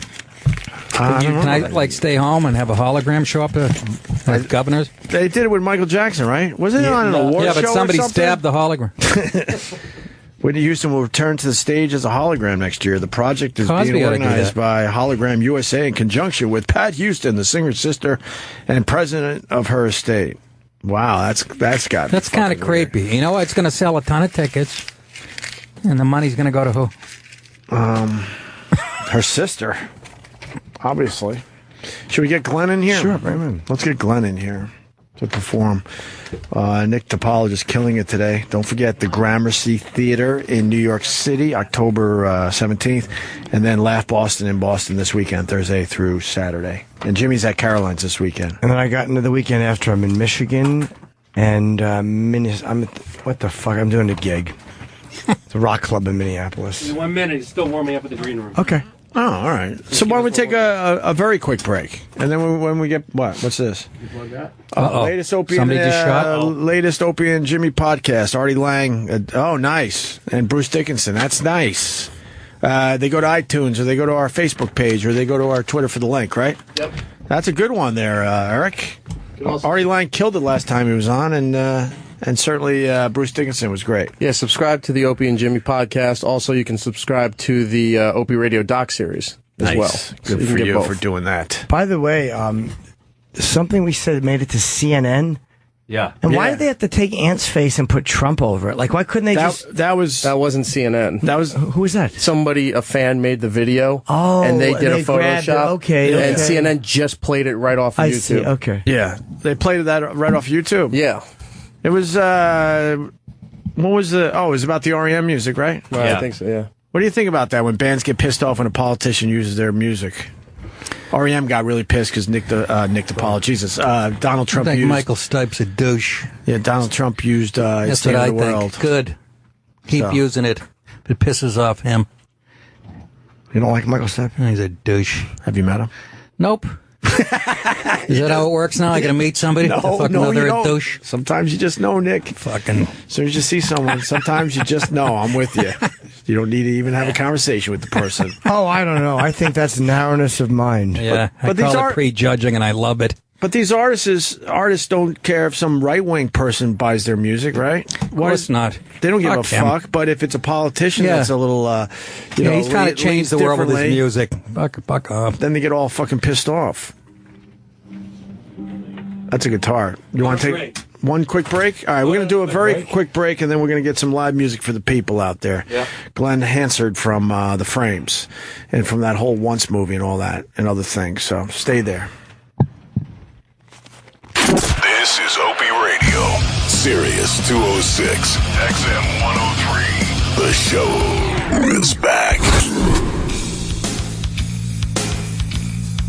We're back. The radio show is back live. Nick has moved to my left.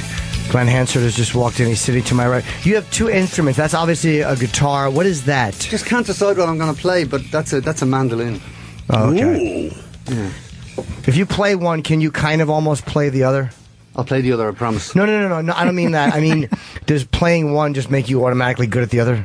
Yeah, because the mandolin's basically a guitar upside down. Okay, I've never played an instrument. Well, so why do we need the mandolin? Because of the tone. It's a nice, sweet instrument. Very different tone. Yeah. Where are you at with the lute? Never picked one up. Thank you. Never. Sting plays the lute now. I believe that. I'd never let that one go, Jimmy. We saw Sting and his lute when he went on that lute phase. By the way, he doesn't give a fuck about the lute anymore. But at the time he was praising the lute, and we should all be listening to more music done with the lute. Blah blah blah.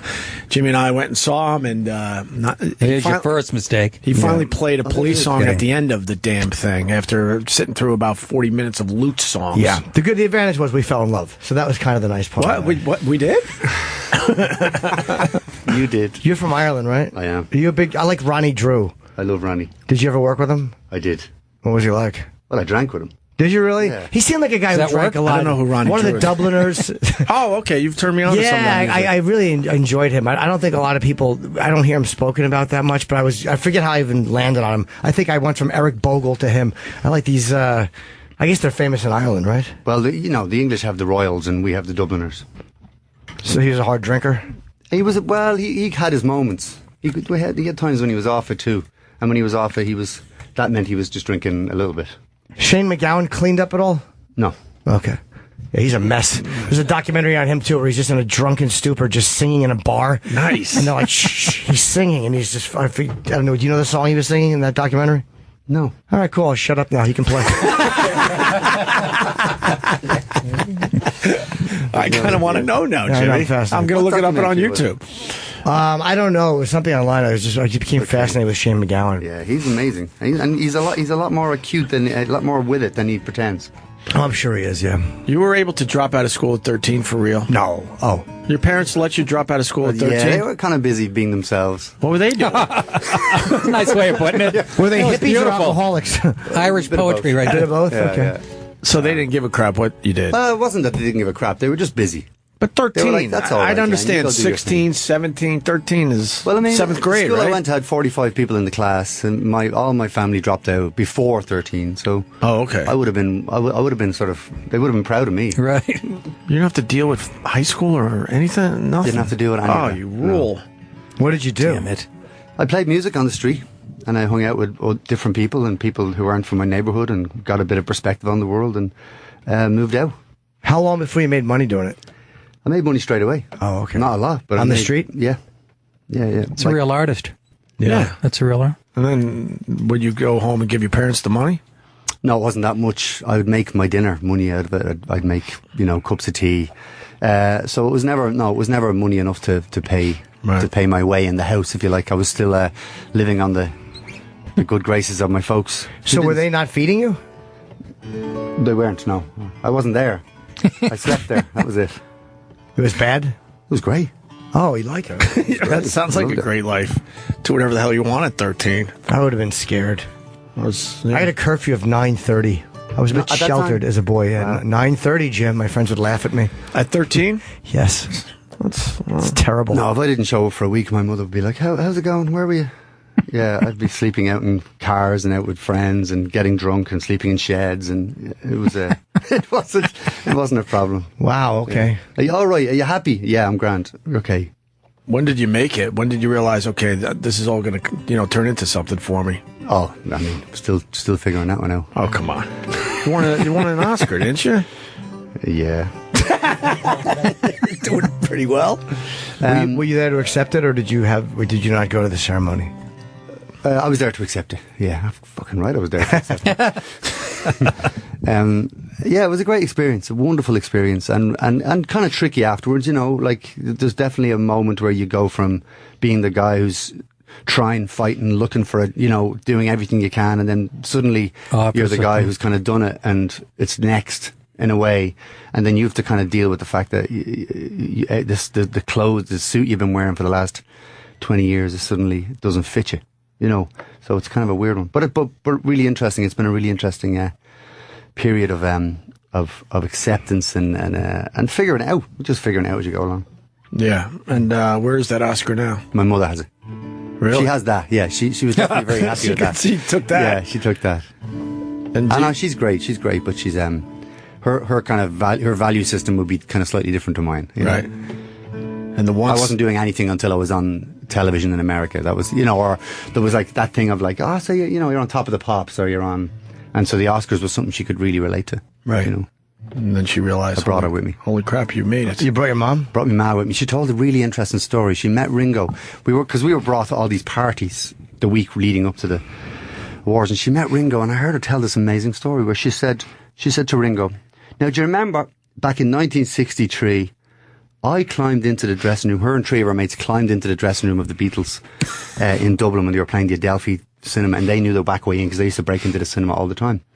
And they got in and they hid under a table, and next thing 4 people walk into the room and she's hiding under a table, and it's the Beatles in their own dressing room. Wow. Oh my God. And Lennon pulls up the curtains and just calls the security guy, hey, there's 3 more in here. And basically the girls were kicked out, but she expected Ringo to remember this moment, and was bummed with him properly that he didn't. And he was like, I don't even remember being in Ireland. That's great. And oh my God. Is Van Morrison really one of your favorites of all time? Oh yeah, for sure. Did you ever hear Brown Eyed Girl? It's a good one, that one. Deep cut. I hear he's a tough one. He's a great man. I hear he's got a tough personality, though. I heard him in an interview. He said, I'm an introvert in an extrovert's business, and he's right. Yeah. Because, you know, walk into this room in the wrong mood, and you're going to have a terrible interview. Do you know what I mean? Oh, Christ. So, you know, it's like... It's happened. You got to be... Yeah, I know. It's happened a few times. You got to be on. If you're not on, you're out. But I've heard he's difficult at times. He is difficult. He's difficult in some way. He's difficult if you're expecting him to be something. If you're not expecting him to be anything but who he is, then he's probably wonderful. So, and you finally got to meet him? I got to meet him, yeah. And did it go okay? Were you happy with that? It was tough enough. I mean, I met him at a party, and I was only young. I was like 20. And I was playing on the street at the time, and my friend who invited me over to his birthday party. And I was really freaked out because I was a huge fan. You know, him and Dylan and Cohen are like the Holy Trinity, if you like. And I went to the party, and Van was singing it, and Jerry Lee Lewis and Van were sitting at the table, and there was only like 7 people at the party. It was a small party, a few kids and some dogs. It was like a kind of a very chilled out situation. And when dinner was finished, Van was, you know, had a few drinks, and he was he started singing all Hank Williams and Blue Sky Boys songs, and Jerry Lee was kind of singing harmonies with him. It was an amazing situation to watch. Awesome. And as a fan, I'm sitting there blown away at Van kind of, you know, having a bit of a laugh. And at one point he says, any requests? And I said to him, I said, Van, Hungry for Your Love. Hungry for Your Love is from Wavelength, one of his 80s records. I wasn't trying to be deep. I was just, right. I just love the song. Right. And he looked at me and he says, you don't know me. And I was like, oh, well, yeah, okay. And I kind of was like, okay. And I walked out of the room, and basically the woman who kind of put the party on came out and she says, look, that's just Van. He's like that. Come back in. It's cool. Don't let that upset you. That's just his kind of... That's his opening line? That's kind of where he meets everyone, you know? Yeah. And I came back into the room, decided not to ask him anything, and then Marina said, anyone else want to hear someone take this? And Marina said, give it to Glenn. And so he handed me the guitar, and I sang a song, one of mine. And then he came back into the room, and he looked at me, and he said, what did you want me to sing? And I said, Hungry for Your Love. He says, do you know it? I said, I do. He says, well, play it. And so I played it. And so he made me play his song to him, and he started singing harmonies to me. Oh, we're sitting there. And so then, and then we sang a Dylan song, It's All Over Now, Baby Blue, and he took the first verse, I took the second, and then he took me, he says, right, come on. And we went into another room, just me and him, and he handed me the guitar, and he says, right, sing. And that was all he said to me. So I sang him a song, he took the guitar, what do you want to hear? And I play, you know, I got to hear Madam George. I got to hear like most of the stuff that I really always loved, you know, One Irish Rover, all these great songs from his canon. And the sun came up, and Van and me never left the room. So in a way, it was kind of an amazing situation. How old were you, Glenn? 20. You were 20. And at the end of the night, when his girlfriend came in and said, look, it's time, Van, we got to go. It was like 8 a.m. He said, he stood up and he says, okay, nice voice, nice songs, blah, blah, blah. And he tapped me on the shoulder and he walked out. But what he had given me was a whole night of songs, a whole night of sitting there watching a master, you know, sort of give it, like, sort of show. I ran out of songs by 4 o'clock. You know, he was by 4 o'clock. He was still blasting through them. Do you wish I had a video of that? You probably. Oh, I do in my head. Yeah, I have it. Yeah. Oh, you do have a video. No, in I've his got head. it in my Oh, in your head. Yeah, in no, your head. I remember it. What a fun thing to meet your hero and get to sing songs to them. That's all I want with Ozzy is for us to just sit in a room and sing to each other. That happened with me and Bobby Collins.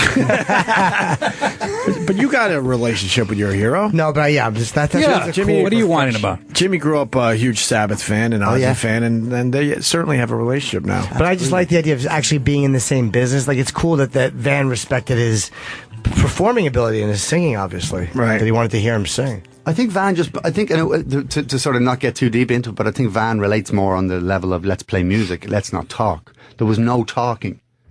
And that's, again, to come back to Ronnie, that was one of Ronnie's things. He'd get into a cab and he'd say, Kalini, no talking.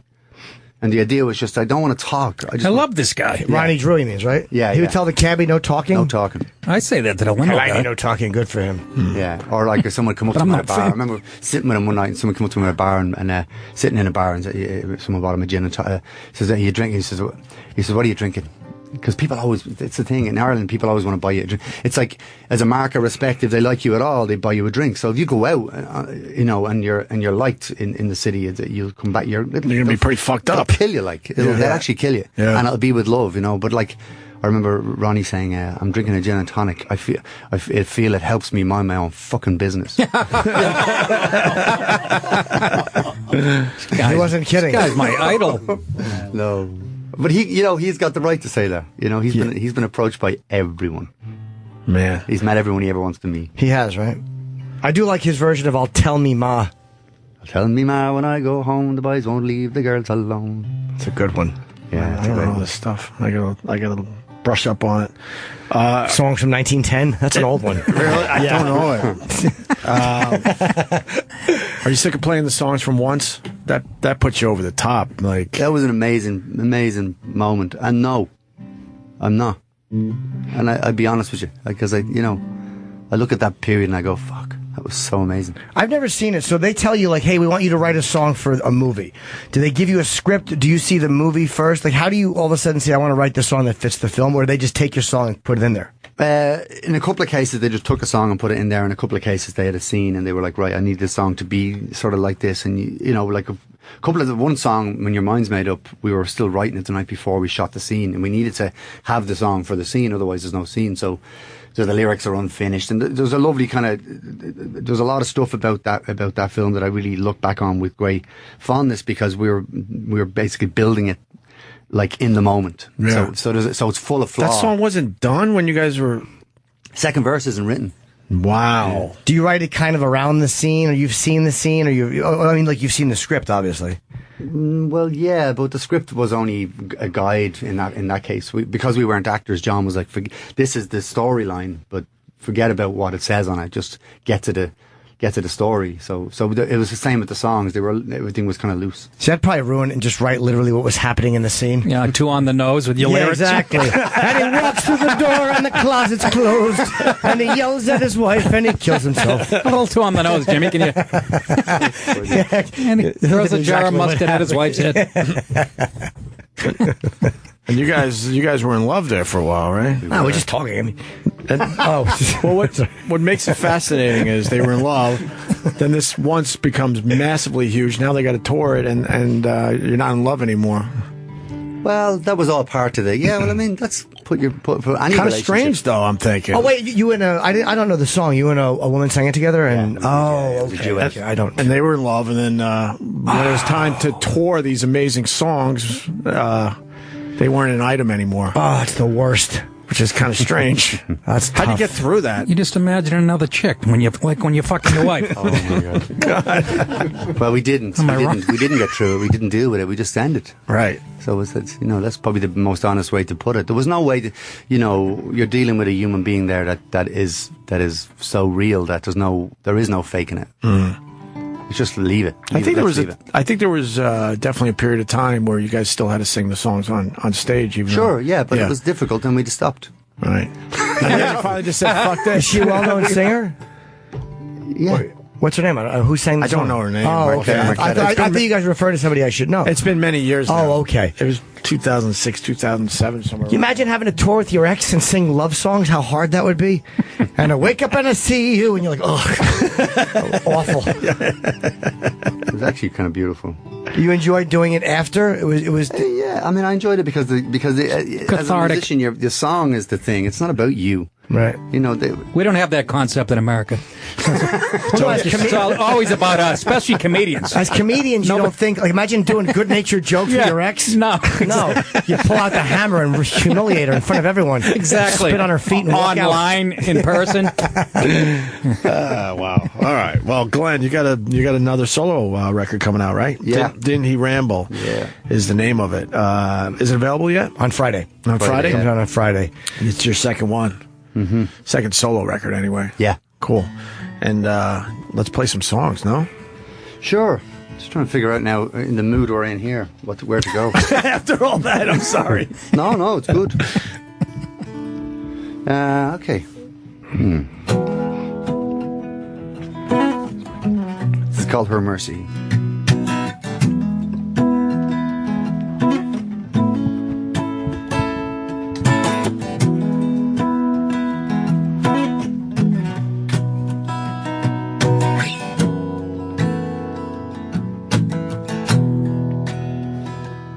When you're kneeling through the hours and you're doubting your given powers, and when you're ready for her mercy and you're worthy, it will come.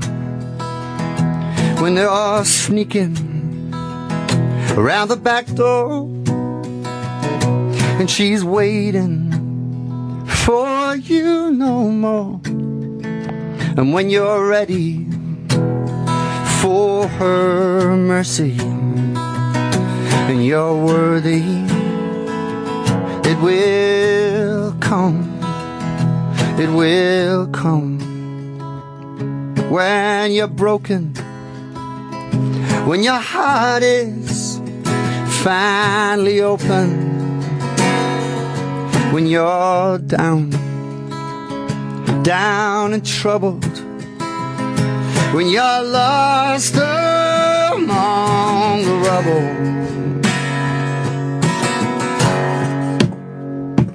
well, there's sugar on the old spoon. Let's do that two-step around your front room. And when you're ready for her mercy and you're worthy, it will come. Mercy, mercy, come into you. Feel her beauty flowing through you. She will unbind you, set the word free. Mercy, mercy, mercy, mercy, come into you. Feel her beauty flowing through you. She will unbind you, set the word free. Mercy, mercy, won't you give me some?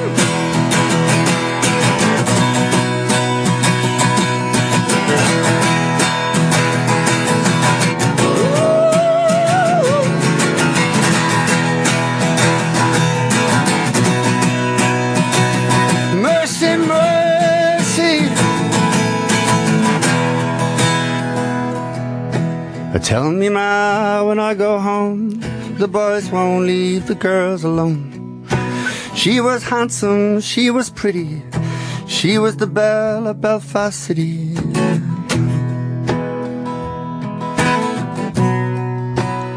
Oh, mercy, mercy.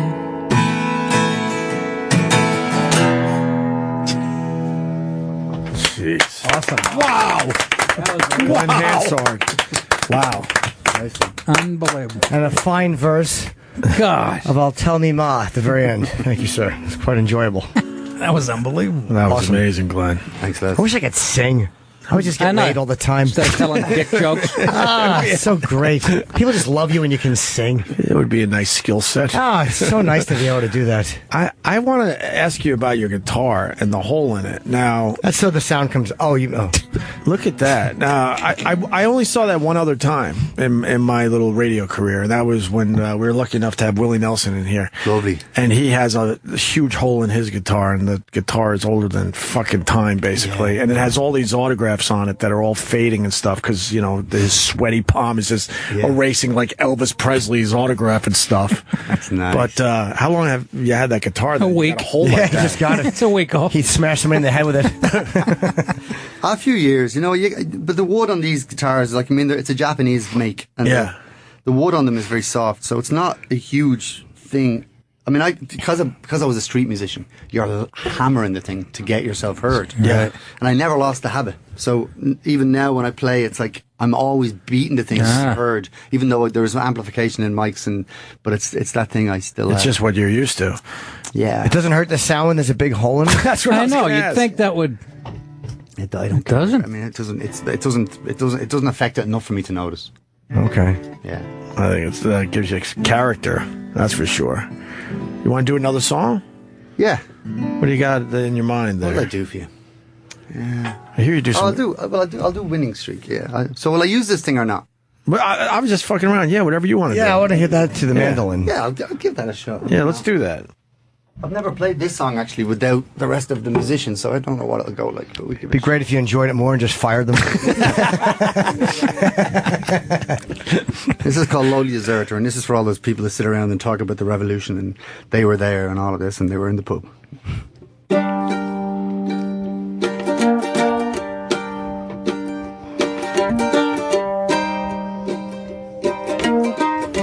I might ask you for a little help on the brass part. What would I have to do? It goes bum ba da bum, bum ba da dum. Okay. Bum ba da dum, bum ba da da dum, bum ba da dum. Give it like bum ba da dum,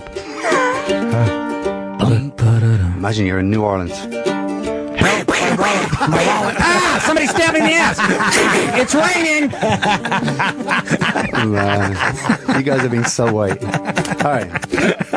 Lowly deserter, sing that old song and sing a new one for the man still in battle, far from heaven.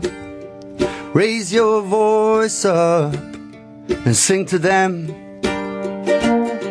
Lonely, lonely, it must be lonesome.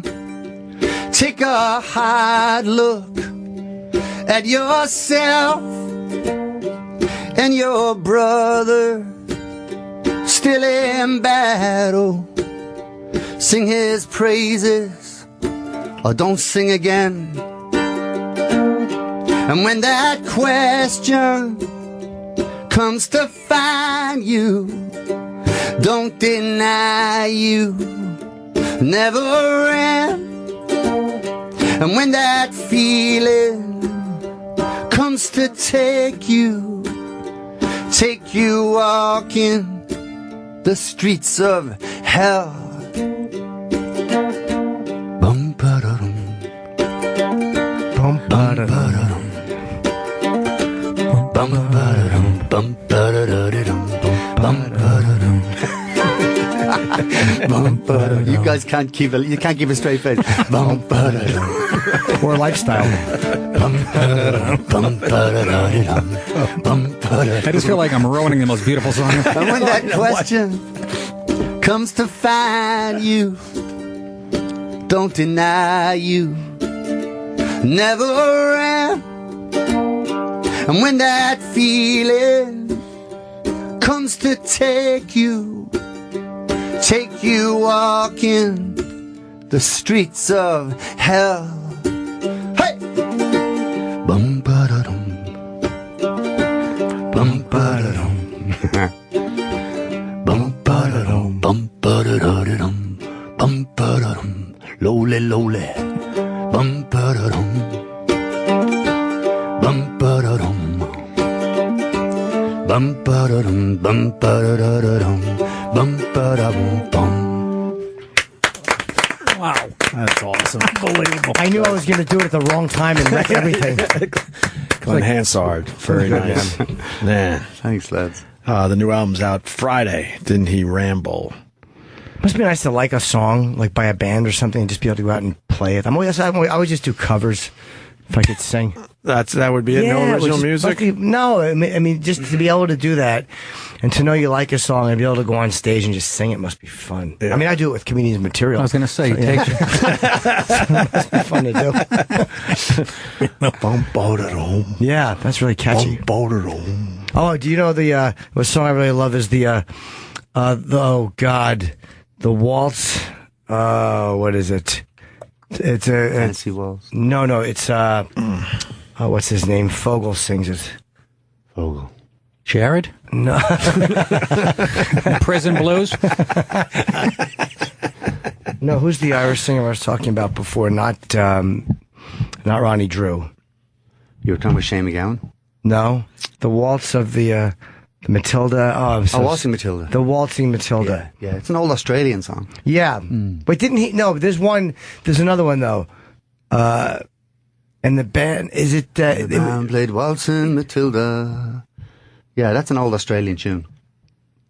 There's a ship pulled away from the quay. Yeah, that's an old song. That's not from the 70s? No, I believe it's older. No, I could be wrong. I think, what's his name wrote that? The guy who I'm thinking of with the beard. By the way, I'm totally destroying this interview. Slim Whitman. Yeah. He has a beard. Ralph McTell? No. Rodney, oh, God damn. Ewan McCall? Thought of me. No, he wrote, I don't know. Phone in, everybody. Yeah, exactly. Can we Google it? Waltzing Matilda. We're it's not the song Waltzing Matilda. It's like Tom Waits, not the Tom Waits one. No, it incorporates the Waltzing Matilda. I don't know. And the band played Waltzing Matilda. Yeah. I forget who sings that.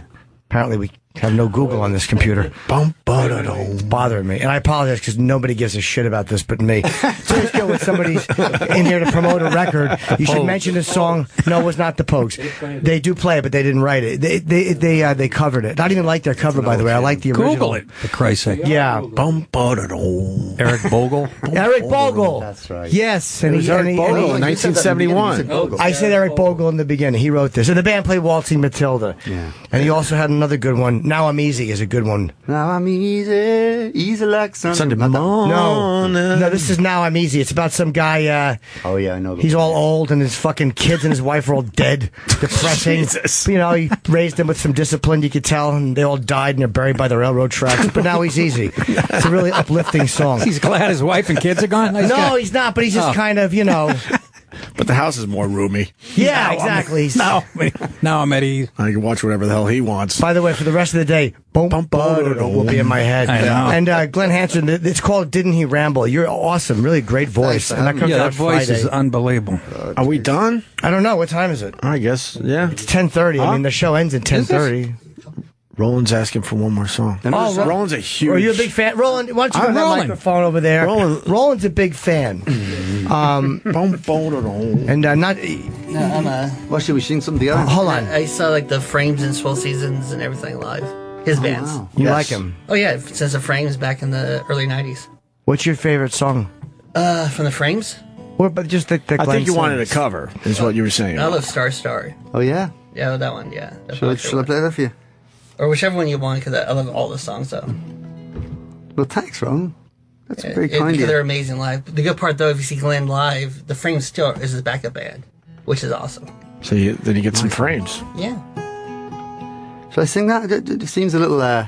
No, play what you want. Exactly. Basically, Roland, he's telling you no. He's trying to be nice to you. Should I sing that, Roland? And Roland's like, all right. I said, no, don't play it. Don't let Roland bully you. No, I know what's going on. Don't let Roland push you and bully you. You basically said to Roland, should I play that? Meaning, I don't want to play that. So Roland, how about your Neil Diamond told him to fuck off a couple of years. No, play what you want. How about this, Roland? What other song might you suggest? Maybe some big cover or something, or Into something the you like. Majestic, he does phenomenal. Into the Mystic, the Van tune. Mystic, yeah. Stop getting the song name wrong, Roland. It's just The Majestic might have been a better title. No, Mr. Majestic was a great film. Into the Mystic. Into the Mystic could be fucking let's do cool. that. Yeah? All right. Why not? I'm getting this new album.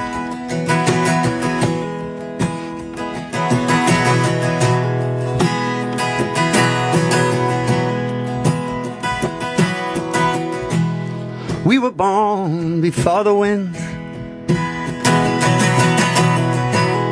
and we're so much younger than the sun. And every bonny boat was one as we sailed into the mystic.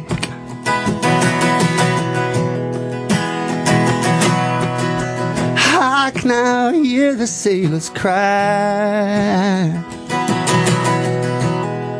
Feel the sea and touch the sky. And let your soul and your spirit fly as we sail into the majestic.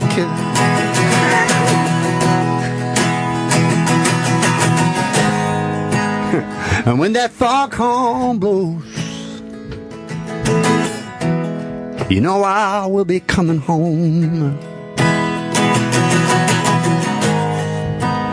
And when that foghorn whistle blows, I wanna hear it. I don't have to fear it, and I wanna rock your gypsy soul. Well, just like way back in those days of old. Yeah, magnificently we will fall as we sail into the mystic. Come on now.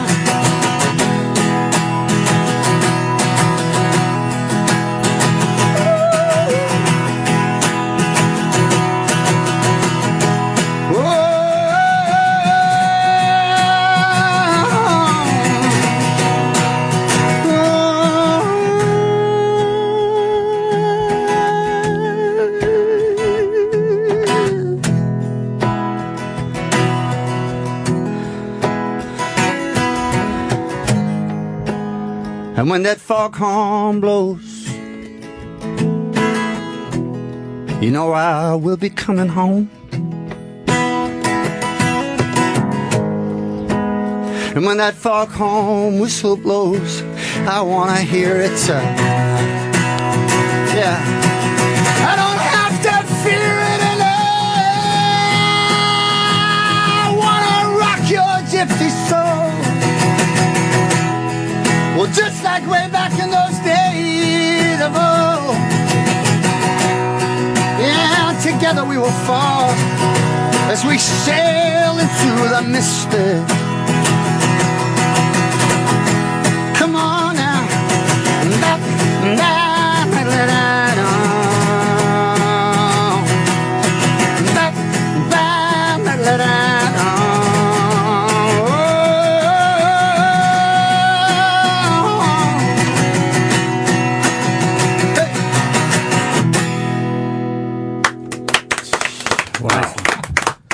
Kidding me. Glen Hansard. Wow. Jeez. guys. Hey, Roland, maybe when Ozzy comes in, you can ask him to sing Iron Board. we almost didn't get that because Glenn was going to be polite and play your song. That was great. That was amazing. Thanks, lads. What a voice. That's Jesus. a hell of a voice. I'm picking up Didn't He Ramble, the new album by Glenn. Definitely going to pick that up on Friday. Doesn't have that You're one going on to it. pick it up or you're going to download it? I'm going to fucking, I'm going to pay for it. Go buy it in a Well, real that's what I shop meant. and talk to a real person Yeah, and get exactly. real recommendations. No, that's for other exactly music. why I That go to doesn't iTunes, so I don't have to deal with a real person. What's your phone number? What's your email address? Right.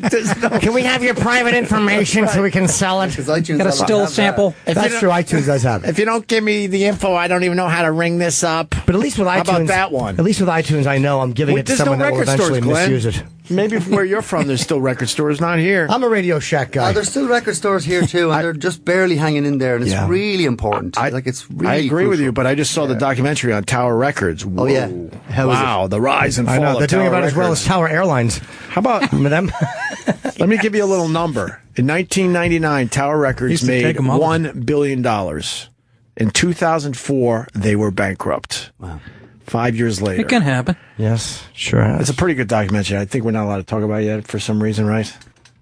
Embargo. What? It's embargoed. What's the on the Can I say it Tower was Records good? documentary? What do they think? Everyone's trying to steal that? That's much for another month and a half. Yes, between that and the Avengers, I don't know what I want. Tower Records documentary. That's a hot seller for all the kids. 3D, I hope. The Avengers. You know, see that in IMAX. They just couldn't figure out the digital downloading thing, Glenn. That was the biggie for a lot of record stores. A lot of record stores, Roland. See how I did that? You can go to GlenHansardMusic.com, and Glenn on Twitter is Glenn_Hansard, and Glenn has one N in it. Right. Did someone have your name?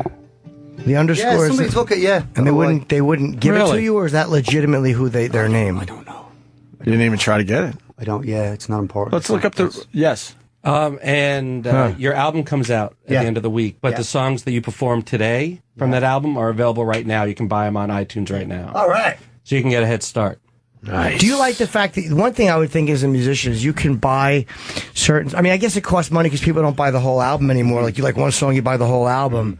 But I think that you're probably getting a lot more people who would just pick up a song and then check out a few other ones that might not have in the past. Well, according to the Tower Records documentary, I can answer this question. The record industry got a bit greedy, and they started blowing off the fact that you could just buy singles, and they wanted you to buy the whole album. And the kids were like, well, I don't have a lot of money to buy the whole album. And that's when the whole Napster thing really appealed to a lot of kids. You know, that's really interesting. Makes a lot of sense. It was the truth, though. They really wanted you to buy the whole album, and not from like rock artists that really think about putting an actual album together. They were talking more like pop artists, like the Britney Spears song. Yeah. But the record industry was forcing you to buy the entire Britney Spears album when the kids just wanted that one or two songs they liked. They still do it on iTunes. I mean, there are certain songs you go and it says album only. Yeah. Oh, really? Yeah. It's a soundtracks a lot. I noticed. Yeah.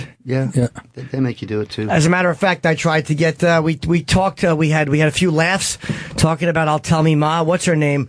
Oh, she's the one. Feist sang a song on Boardwalk Empire. She covered "My Man," which is really great if you like domestic violence from the 20s. It's a song from the 20s. "My Man, he beats me too." It's a really great tune. But she covered it. I wanted to buy it, but you had to buy the whole. I'm not interested in the Boardwalk Empire soundtrack. You just wanted that one song? I wanted that one song. I don't need to hear fucking 40 Al Jolson tunes. I just wanted to hear that one song. Start the show with that song tomorrow, please. Someone remember? Please do. "My Man." Really uplifting. All right, Glenn, thank you so much. You're awesome, man. This is a real treat for us. Honest to God. Just amazing. Should we end or should we come back and wrap up, or what do you want to do? No, let's go. Nick DiPaolo, he's got the Gramercy Theater in New York City, October 17th. He's got Laugh Boston in Boston this weekend. Next weekend, Governors in Levittown. And you can get all these dates at nickdip.com. Right? No, nickdipalo.com. Sorry. Yeah, Nick Dip. Oh, it is Yeah, nickdip.com. Okay.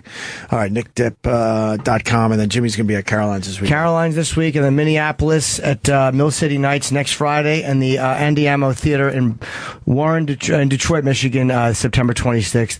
My dates are all on my website. Jacksonville went on sale today. Scott, just who cares? Just go to my dumb site. And this channel changes today, so... Oh, Sam's tonight. Sam starts tonight, 9 o'clock. He gets an extra hour of radio. 3 hours, yes. And then what do we do between now and 11 before the replay for the West Coast? We just dread Sam. 9 o'clock tonight. Sam has Barack Obama.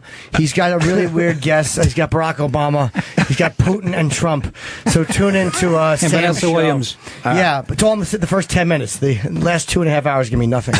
So basically, we're going to have about 10 or 15 minutes of material from the archives, and then right at 11 o'clock, we roll right back into the replay of this show you just heard, or yeah. Or maybe parts you didn't hear. I don't know. Whatever. God bless. All right, Roland, thank you. And Glenn, thank you. And we'll see you guys all tomorrow. Thanks.